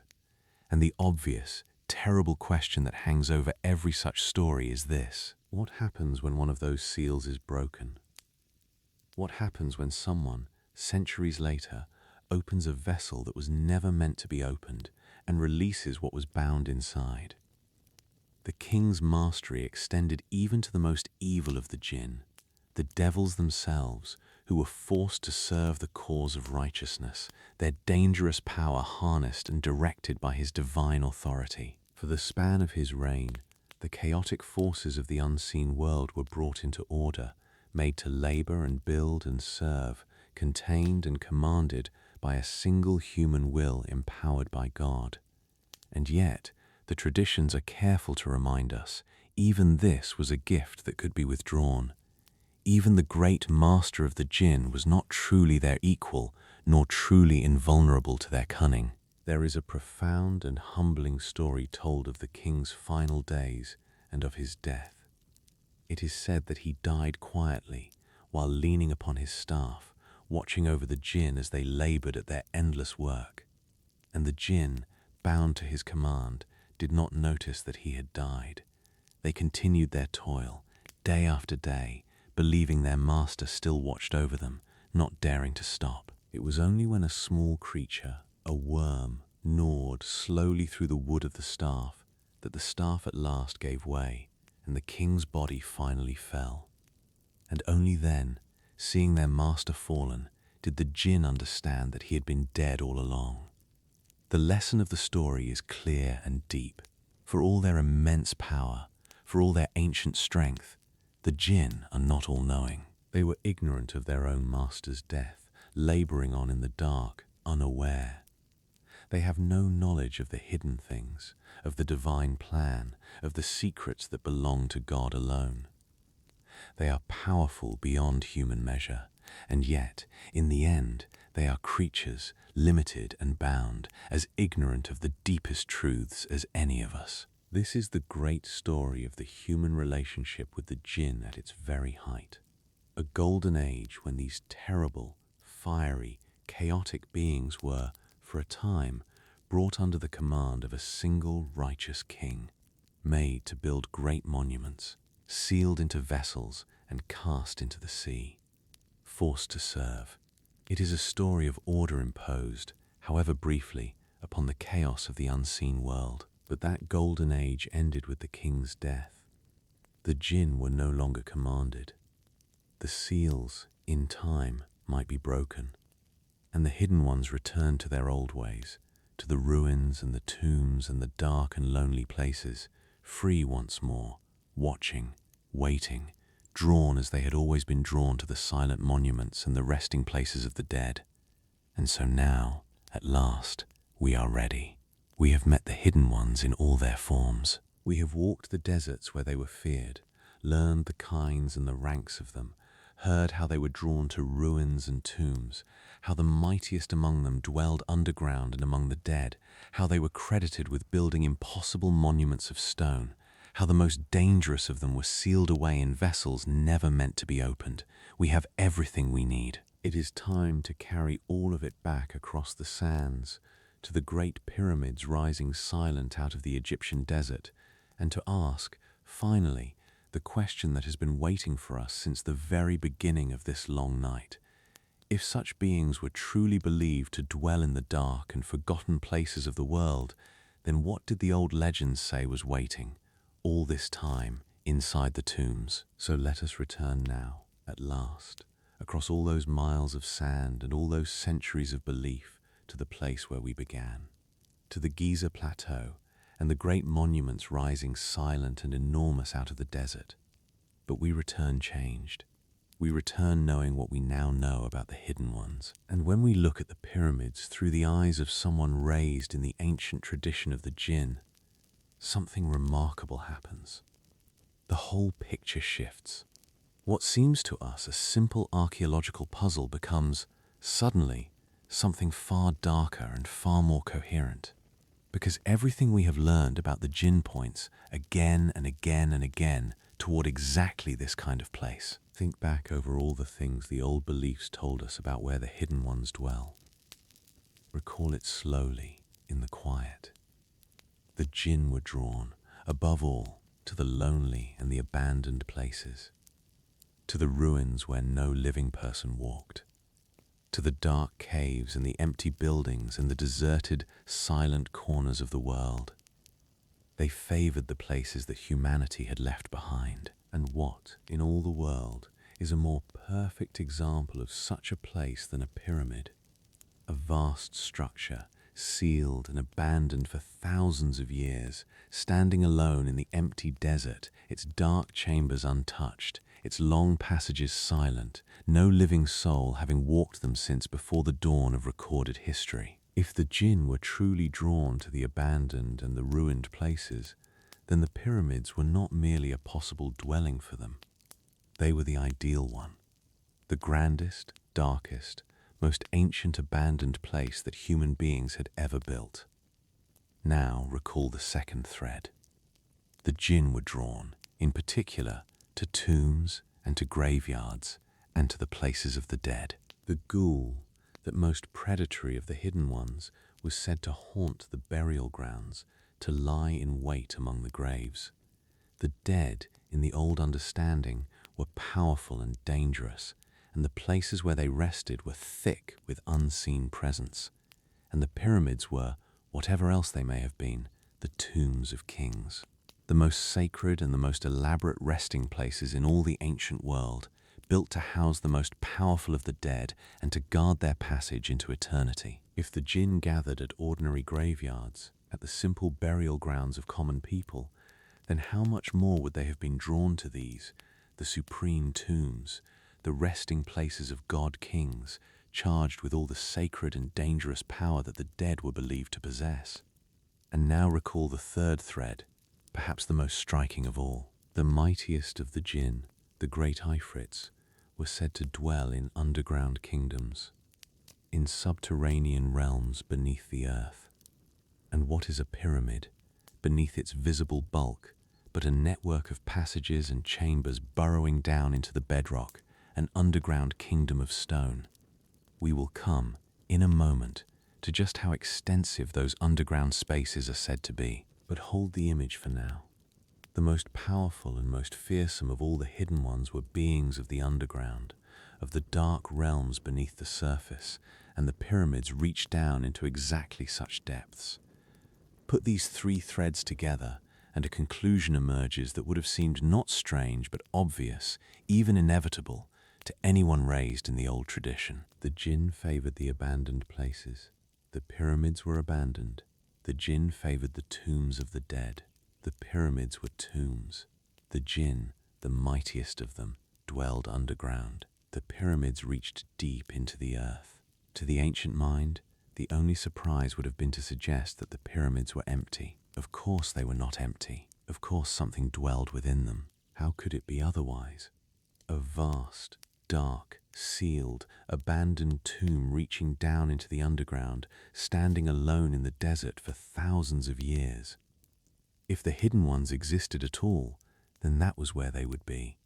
But there is a fourth thread, and this one transforms the jinn from mere inhabitants of the pyramids into something more active, more purposeful, more frightening. Because the jinn were not only said to dwell in such places, they were also said to be the guardians of hidden things, keepers of secrets. The old traditions held that the jinn possessed knowledge that human beings did not, that they roamed unseen and traveled faster than any mortal and heard things that no human ear could hear. They were associated, again and again, with hidden knowledge, with secrets, with the guarding of things that were not meant to be known or found. The soothsayers and the seers of the ancient world were believed to draw their prophetic power from a jinn companion who whispered hidden truths to them. The hidden ones were the keepers of the concealed. And what is the Great Pyramid, if not a monument of concealed knowledge? A structure full of sealed chambers, hidden passages, secrets that have resisted every attempt to uncover them for thousands of years. A place whose very purpose remains, to this day, a mystery that scholars cannot agree upon. If the jinn were the guardians of hidden things, then a structure built around hidden chambers and unknowable purposes would be precisely the kind of thing they would be drawn to guard. Not merely to inhabit, but to protect, to stand, watch over, to keep safe from those who would intrude. And so we arrive at the heart of tonight's legend, the belief that has been waiting for us all along. In the old understanding, the pyramids were not empty tombs, long abandoned and harmless. They were occupied. They were guarded. They were the dwelling places and the charges of the hidden ones who had been drawn to them by everything in their nature, by the abandonment, by the death, by the underground depths, by the secrets concealed within. The jinn dwelled in the pyramids, and more than that, they watched over them. They guarded the chambers and the resting kings and the hidden things sealed inside, and they did not take kindly to intruders. This belief that the great monuments were not safe, not empty, not abandoned, but occupied and guarded by unseen and dangerous powers ran deep among the peoples who lived in the shadow of the pyramids. For long centuries, the local population did not regard these structures with the simple archaeological curiosity that we bring to them today. They regarded them with caution and with dread.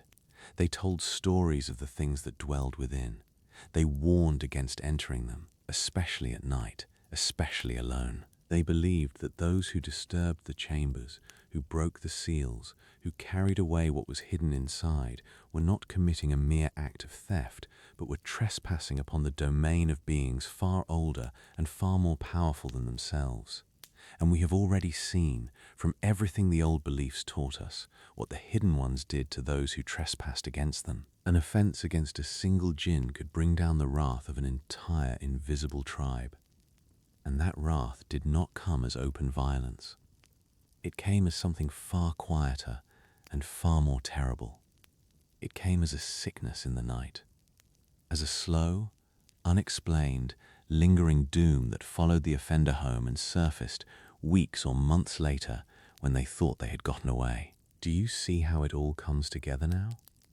Do you see how the curse of the pharaohs, which we spoke of so long ago at the beginning of this night, fits so perfectly into this far older frame? The strange deaths that followed those who entered the tombs, the lack of any violent struggle, any obvious cause, the delay, the weeks and months between the trespass and the death, the slow, mysterious sickness that came out of nowhere and took its victim quietly. This is not the signature of a pharaoh's curse, of a dead king reaching out from beyond. It is the signature, precisely and exactly, of a jinn's retribution. The touch of the unseen, the vengeance of the hidden ones, drawn down upon those who dared to disturb the dark places they had guarded for thousands of years. But to truly understand this, we have to go inside. We have to descend into the pyramids themselves, into the sealed chambers and the hidden passages and the strange, silent spaces that even now resist our understanding. Because the deeper modern explorers have gone into these monuments, the stranger the things they have found. Sealed doors that should not be there. Chambers that hold nothing and yet feel like they are waiting. Hidden voids beneath the earth that no one can fully explain. And every one of these discoveries, when seen through the eyes of the old legend, takes on a darker and more disturbing meaning. Let us go inside now, into the dark, and see what the watchers have been guarding. Let us descend, then, into the heart of the Great Pyramid. Imagine it with me, in the dark. The narrow passages, barely wide enough for a person to pass, climbing and descending through the immense weight of stone above, the air growing close and still and ancient, the silence pressing in, a silence that has held for thousands of years, broken only now by the soft sound of your own breathing. This is a place that was sealed deliberately against the world, a place meant to be closed forever. And as we move through it, we find things that, even with all our modern science, we struggle to explain. We have already spoken of the great central chamber, the one called the King's Chamber, with its single empty box of granite and its complete absence of a body, of treasures, of inscriptions. But there is more, much more, hidden within and beneath these monuments. There are, within the Great Pyramid, multiple chambers set at different levels, connected by passages of astonishing precision. There is a chamber deep below, carved into the bedrock itself, left strangely unfinished. There is a soaring corridor of polished stone, its walls rising in great overlapping steps to a high ceiling, a feat of engineering so accomplished that it has endured for millennia without collapse. And there are the narrow shafts, channels barely wider than a hand, that extend from the inner chambers up and out through the vast bulk of the pyramid, angled, it has been noted, toward particular stars in the night sky. For a long time, these were thought to be simple ventilation shafts, but they are far too narrow and far too precisely aimed for that. Their true purpose remains debated. Some believe they were meant to guide the soul of the king to the heavens. Others have suggested stranger functions still. But whatever they were for, they speak of a structure designed with intentions we do not fully grasp. And then there are the doors. This is one of the strangest chapters in the modern exploration of the pyramids, and it is one that the old legend illuminates in a chilling way. In the late 20th century, Because these narrow shafts were far too small for any human being to enter, explorers sent a small robot up one of them, a machine no larger than a child's toy, carrying a camera to see where the shaft led. And what the robot found, after climbing for many meters through the heart of the pyramid, stunned the world. The shaft did not simply end. It was blocked, deliberately, by a small stone door.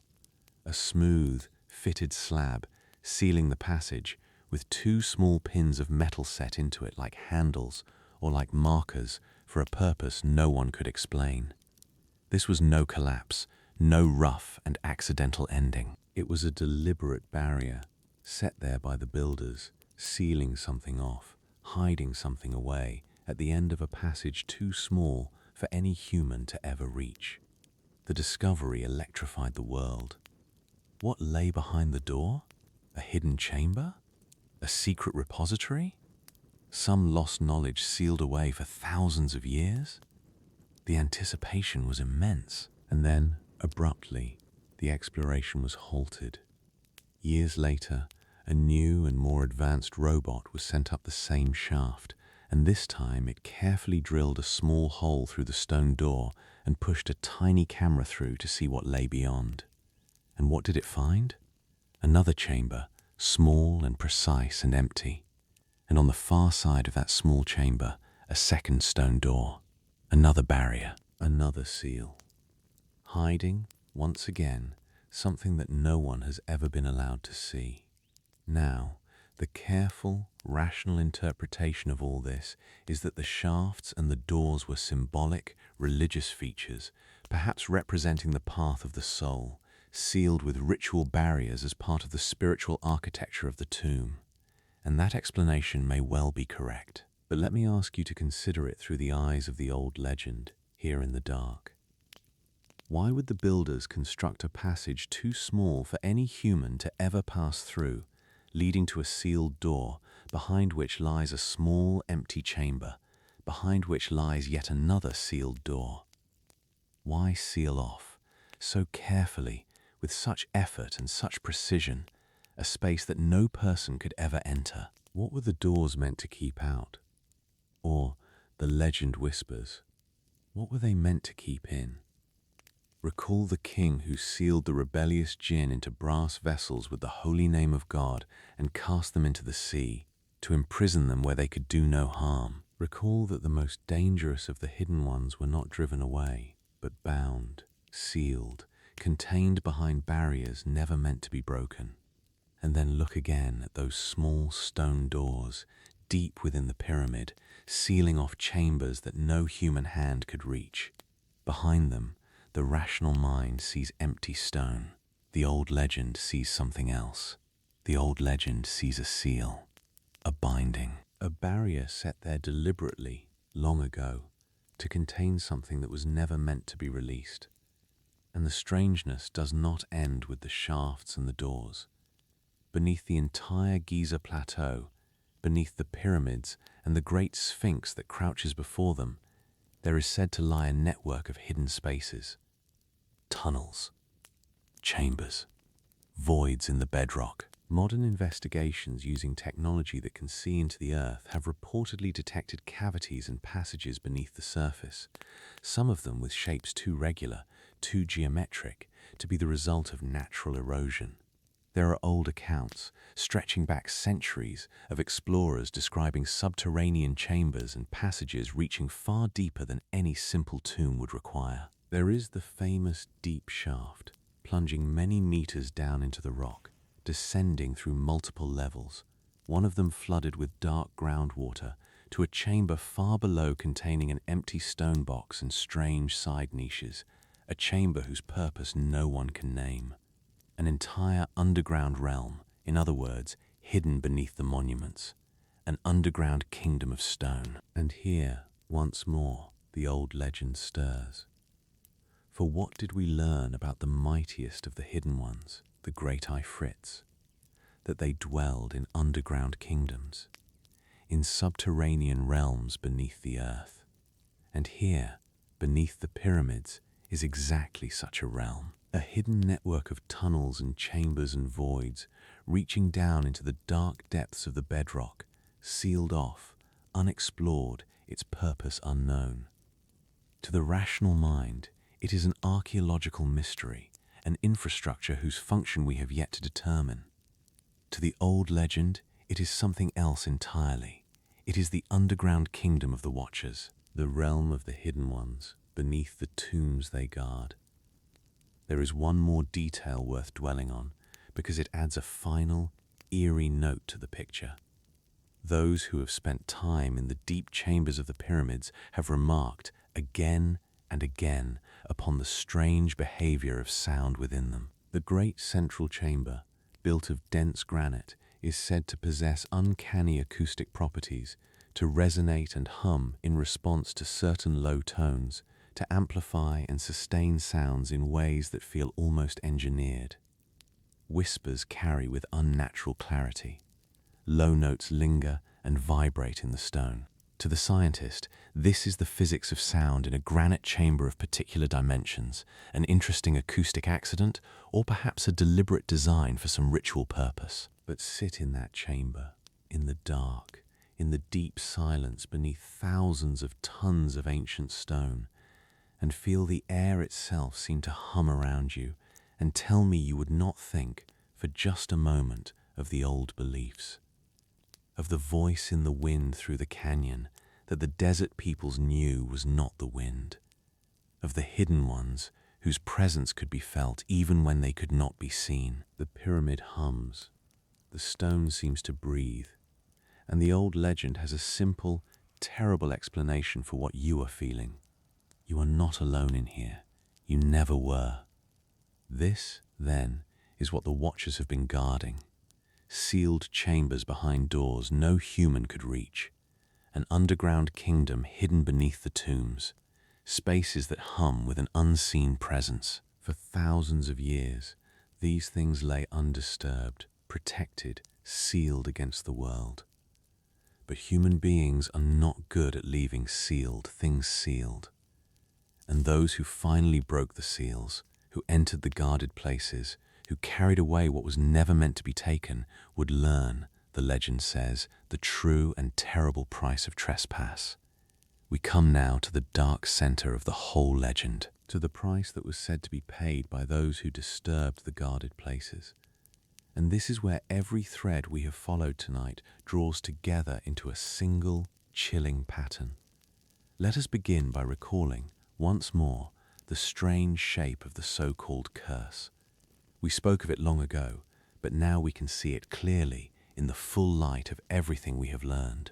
The pattern was always this. A person entered a sealed and ancient tomb. They broke through the barriers that had held for thousands of years.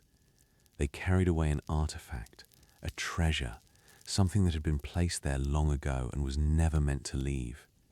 And then they walked out, seemingly unharmed, and went on with their lives. There was no violence at the moment of trespass. No monster lunged from the shadows. No obvious harm befell them. But then, in the days and weeks and months that followed, a change came. A sickness, slow and strange and without clear cause. An illness that surfaced long after the tomb had been left behind, that resisted explanation, that crept up quietly and then, suddenly, took its victim. No struggle, no accident, just a delayed and inexplicable doom. Now hold that pattern up against everything the old beliefs taught us about the hidden ones and watch how perfectly it fits. The jinn, we learned, did not attack openly. They were not, for the most part, beings of sudden violence. Their vengeance came quietly, from the shadows, after the fact. We learned that the jinn were held responsible, above all, for sudden illnesses, for sicknesses with no visible cause, for afflictions that struck down healthy people for no reason that anyone could see. The very word for madness, in the old language, derived from the word for jinn, because mental and physical affliction were understood to be, so often, the work of the hidden ones. A person who fell mysteriously ill had not simply caught a sickness. They had been touched. They had been afflicted. Something unseen had reached into their life and brought ruin upon them. And we learned, crucially, why such affliction came. It came as retribution, as the vengeance of the hidden ones against those who had given offense, who had trespassed upon their domain, who had disturbed them or harmed them or violated the places that were theirs.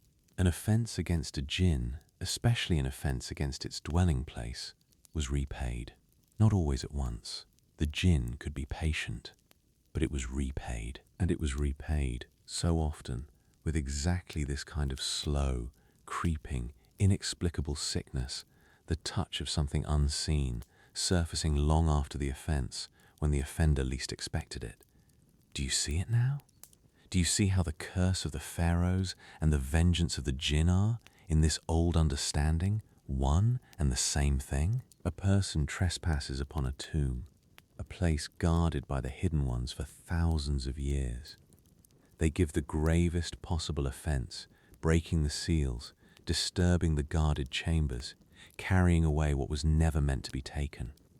And the watchers respond, not with open violence, which was never their way, but with the slow, quiet, patient vengeance that was their signature. A sickness in the night, a doom that follows the trespasser home, unseen, and surfaces weeks or months later when they thought themselves safe. The strange shape of the curse, which fits so awkwardly with the idea of a dead king's revenge, fits perfectly, exactly, completely, with the ancient understanding of how the jinn punished those who trespassed against them. And there is a darker possibility still, woven through the old beliefs, one that should send a final cold thread down your spine as you lie there in the quiet. Because the jinn did not only afflict from a distance, they could also, the traditions held, follow a person, attach themselves, even enter and take hold of them. We spoke earlier of the belief in possession, the conviction that a jinn could fix upon a particular human being and refuse to let go, sometimes out of malice, sometimes out of a strange and jealous fixation. And the old beliefs held that the dark and dangerous places were exactly where such attachments were most likely to occur. To enter a haunted ruin, a guarded tomb, a dwelling of the hidden ones, was to risk that one of them might follow you out, might trail behind you, unseen, all the way home, might attach itself to you and bring upon you the slow ruin that the legend describes. Consider what that means in the context of our story. The trespasser does not merely offend the watchers and earn their distant vengeance. The trespasser may carry one of them away. The artifact taken from the tomb is not the only thing that leaves with them. Something unseen comes too, drawn out of the guarded dark, trailing behind, patient and silent, riding home with the one who disturbed it. And in the days and weeks that follow, in the privacy of the trespasser's own home, far from the tomb, the thing that followed them begins, quietly, to take its due. This is the deepest and most disturbing version of the legend. Not a curse left behind in the tomb, but a guardian that leaves the tomb with you. That follows you into your own life, your own home, your own body. That brings the dark place home with you and never lets go.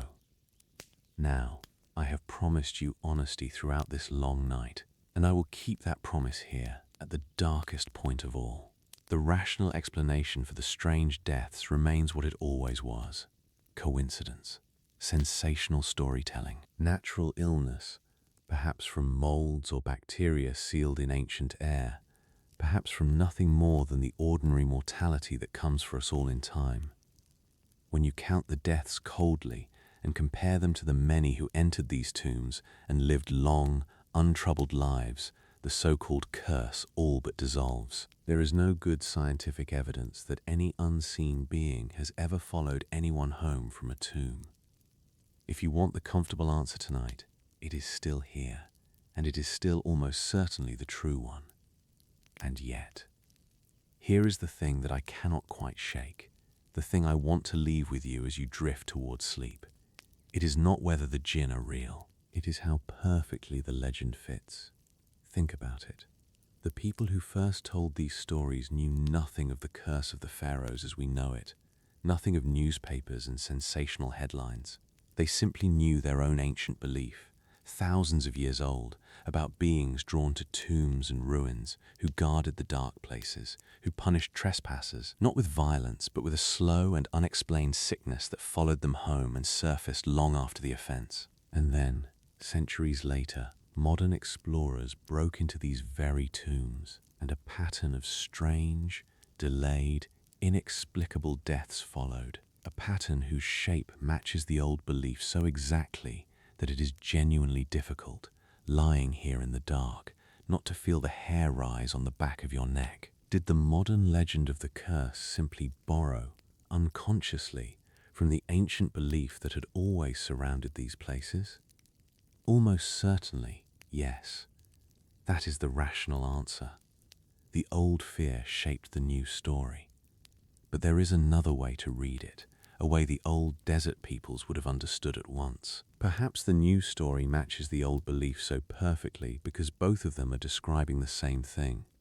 The same watchers, the same guarded tombs, the same patient, unseen, ancient vengeance that has been waiting in the dark of the pyramids since long before the first pharaoh was ever laid to rest.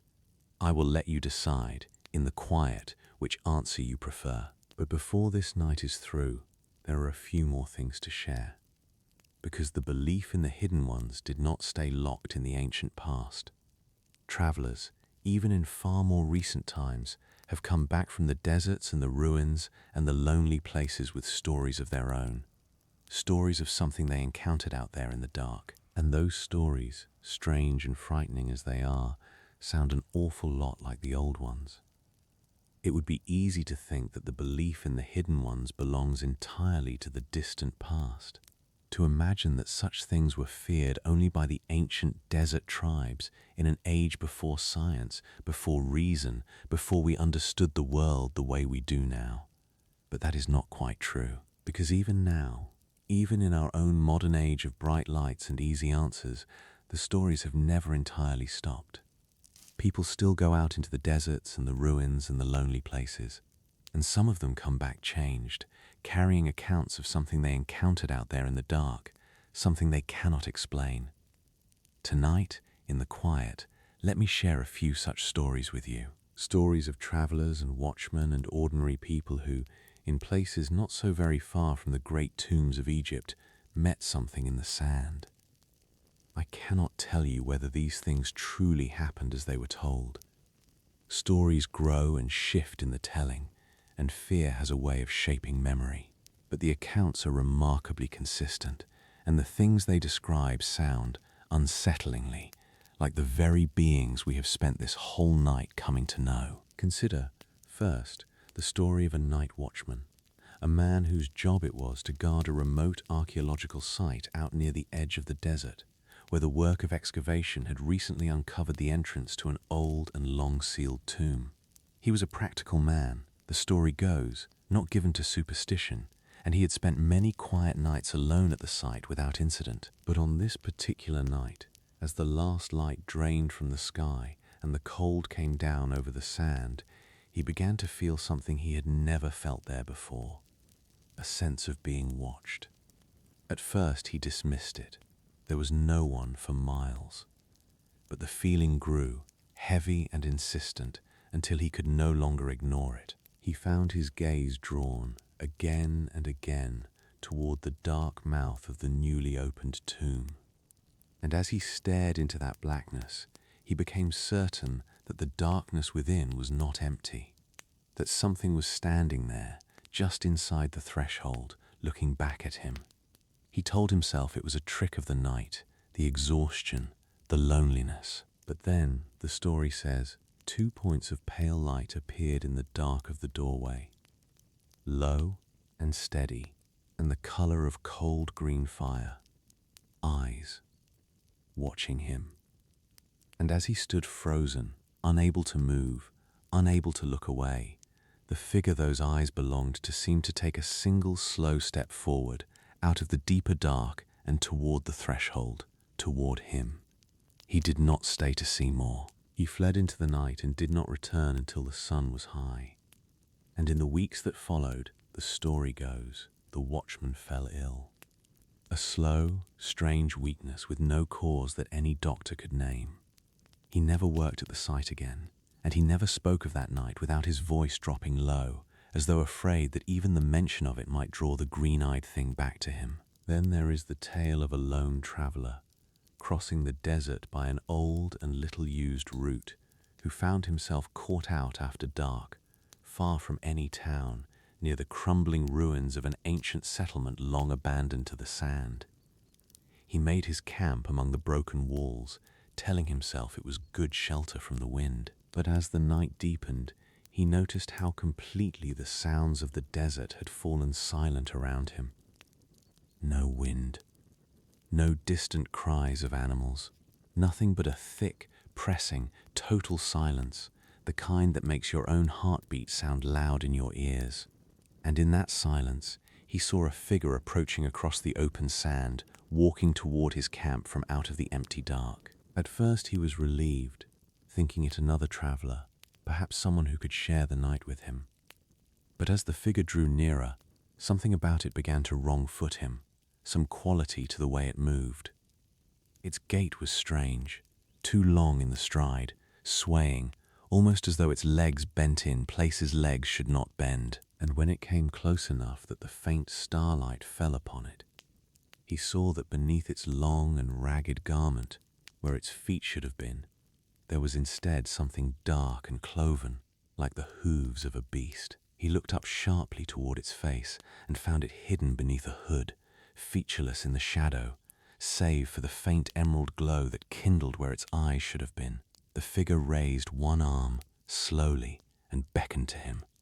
"Come closer." And the traveller felt, in that moment, a terrible pull, an urge to obey, to rise and walk toward the beckoning thing, even as every other part of him screamed to run. It was, the story says, the strength of his own terror that finally broke the spell. He turned and fled into the dark, not stopping until the first grey light of dawn, and when at last he looked back, both the figure and the ruins themselves seemed to have vanished into the haze of the morning, as though they had never been there at all. And consider, finally, the account of a woman who had come to a region near the desert for reasons of work, and who, with an afternoon free, set out alone to walk a trail near an old and isolated site against the gentle advice of those who knew the area better. She lost her way, as travellers do, and as the hours passed and the sun began to lower, her unease grew, not only because she was lost, but because of how the place itself seemed to change around her. The ordinary sounds of the day, the birds, the rustle of small creatures, the wind in the dry grass, all of it slowly faded, until she walked in the same thick and unnatural silence that the lone traveller had known. And then, the story goes, she came upon a small stone structure that she did not remember from any map, half buried among the rocks, with no visible door or entrance no matter how she circled it. And when she completed her circuit and returned to where she had begun, there was a figure standing where none had been before, cloaked, still, watching her. She might have taken it for a caretaker or a fellow walker, were it not for the feet that showed beneath the hem of its robe, dark and blunt and covered in coarse hair, ending in something that was not a human foot. And were it not for the way that, when it slowly lifted its arm to beckon her near, a flicker of green light flared from beneath the shadow of its hood. She ran, the story says, faster and farther than she had ever run in her life, and when at last she stopped and turned, the structure and the figure both were gone, and the ordinary sounds of the world came flooding back around her. Later, when she finally found the courage to describe what she had seen to someone local, she was not laughed at, as she had feared. Instead, she was met with a grave and quiet seriousness and a warning that there were old things that dwelled in those places, things far older than people, and that such things were best never disturbed and never followed, lest they decide to take an interest in return.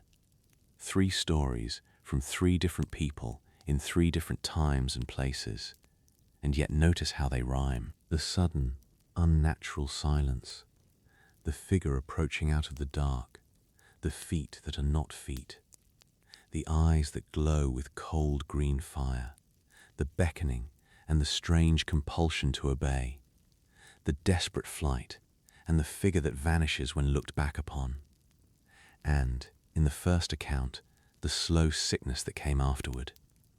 These are not random nightmares. They are variations on a single ancient theme, the same theme the desert peoples knew thousands of years ago. The hidden ones met in the lonely places, near the ruins and the tombs, bold and unafraid, aware of their power over the terrified human before them. Whatever these travelers truly encountered, whether real beings or tricks of an exhausted and frightened mind, or simply the long shadow of an ancient belief reaching forward into the present, the shape of the experience has remained astonishingly constant across all the centuries. Something is out there in the dark of the empty places, and it does not fear us, and it does not wish us well. If you truly believed that the world was full of such beings, that the dark places held watchers, that an offense against the unseen could bring a slow and creeping doom upon you and yours, then you would not simply live in helpless terror. No people ever could. Instead, you would develop ways to protect yourself. Defenses, rituals, a whole quiet practice of guarding against the hidden ones. And this is exactly what the peoples who feared the jinn did across thousands of years. They built, against the unseen, an invisible shield of their own. The simplest and most powerful of these protections in the traditions of the faith that came to dominate the region was the speaking of the name of God. It was taught that to invoke the divine name before any vulnerable act, before entering a house, before eating or drinking, before entering a dark place, created a kind of barrier that the hidden ones could not cross. This was no grand ceremony. It was a small, quiet phrase, spoken under the breath, woven into the most ordinary moments of daily life. And in weaving it through every threshold and every meal and every entry into the dark, a person sanctified those moments and shielded them.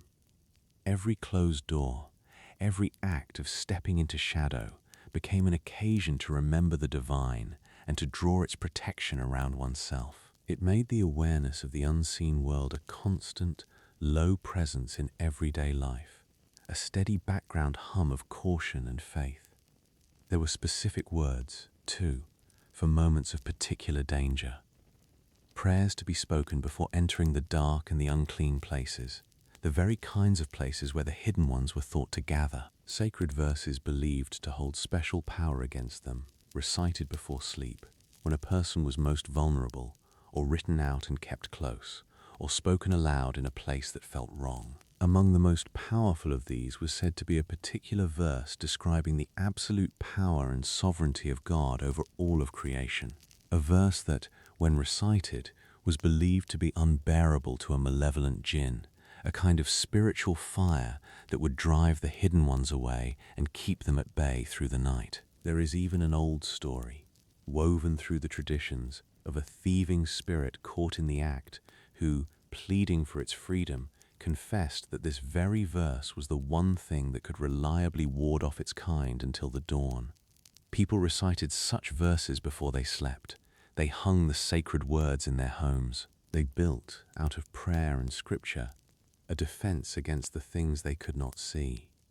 These scriptural protections were often blended, in practice, with much older folk customs, the inheritance of the ancient desert beliefs. The burning of particular kinds of incense, whose smoke was thought to drive away the hidden ones. The wearing of certain charms or beads, often blue, to ward off the unseen and the evil eye that was so often associated with it. The sprinkling of salt around a new dwelling. The drawing of a protective circle in the sand around oneself when forced to spend a night alone in the open, a circle that the malevolent jinn were believed to be unable to cross. And, of course, the oldest courtesy of all, the polite warning spoken aloud before entering a dark or abandoned place, the asking of permission, the announcement of one's presence, so as not to give offense to whatever might already be dwelling there. All of these practices shared a single underlying logic, a cautious, watchful piety. To trust in the divine, yes, but also to take every precaution, to show every respect, to never carelessly invite the attention of the hidden ones. And there was, in the darkest corners of the old practice, another and far more dangerous path. For there were always those who sought not to ward off the jinn, but to command them, to bind them, as the great king of legend had bound them, and bend their power to human ends. This was the realm of forbidden magic, of sorcery, condemned in the strongest terms by the faith, and feared even by those who did not believe. The sorcerers and the would-be masters of the unseen were said to perform secret and blasphemous rituals, to make offerings and sacrifices in the names of the jinn kings, to recite the formulas in old and notorious books of magic that claimed to teach the summoning and the binding of the hidden ones. And the cautionary tales were always the same, and always grim. Those who sought to command the jinn through such forbidden means might seem to succeed for a time. The hidden ones might serve them, might fetch them treasures or work them harm against their enemies. But the jinn were masters of deceit, and they did not take kindly to being bound by any but the divinely appointed. And so, in the end, the stories warned. The spirit would turn upon the sorcerer who had summoned it, would trick him, or destroy him, or claim some terrible price he had never agreed to pay. To meddle with the hidden ones, to seek to use their power, was to play a game one could not win. I want you to notice something as you lie here in the quiet about all of these protections, the prayers and the charms and the circles in the sand and the warnings spoken aloud. They tell us, more clearly than anything else, just how real these beings were to the people who feared them. You do not build an entire elaborate system of defense against something you do not truly believe in. You do not teach your children to speak the divine name at every threshold, to draw circles in the sand, to ask permission before entering the dark, unless you are absolutely convinced that the danger is real and present and all around you. The rituals of protection are the proof of the depth of the belief, and they raise a question that brings us full circle back to the great tombs of Egypt. Because if ordinary people took such elaborate care to protect themselves against the hidden ones in their own homes and on their own journeys, then what care, what precautions, what protections might the builders of the pyramids have taken when they sealed away their god-kings in the dark in places they knew the hidden ones would be drawn to? Were the seals upon the chambers, the barriers in the shafts, the warnings carved into the stone, something more than simple tomb architecture? Were they, too, a kind of ritual protection, an attempt to bind, or to ward, or to keep something contained? We cannot know, but the old beliefs would suggest that the builders, raised in a world that feared the unseen, would never have left such a place unguarded against the things that dwell in the dark. And so we come, at last, to the end of our long night together. We have traveled a very great distance, you and I, from the silent stones of Giza, back across the sands and the centuries, into the deserts of ancient Arabia where the belief in the hidden ones was born. We have learned what the jinn were and where they dwelled and how they were feared.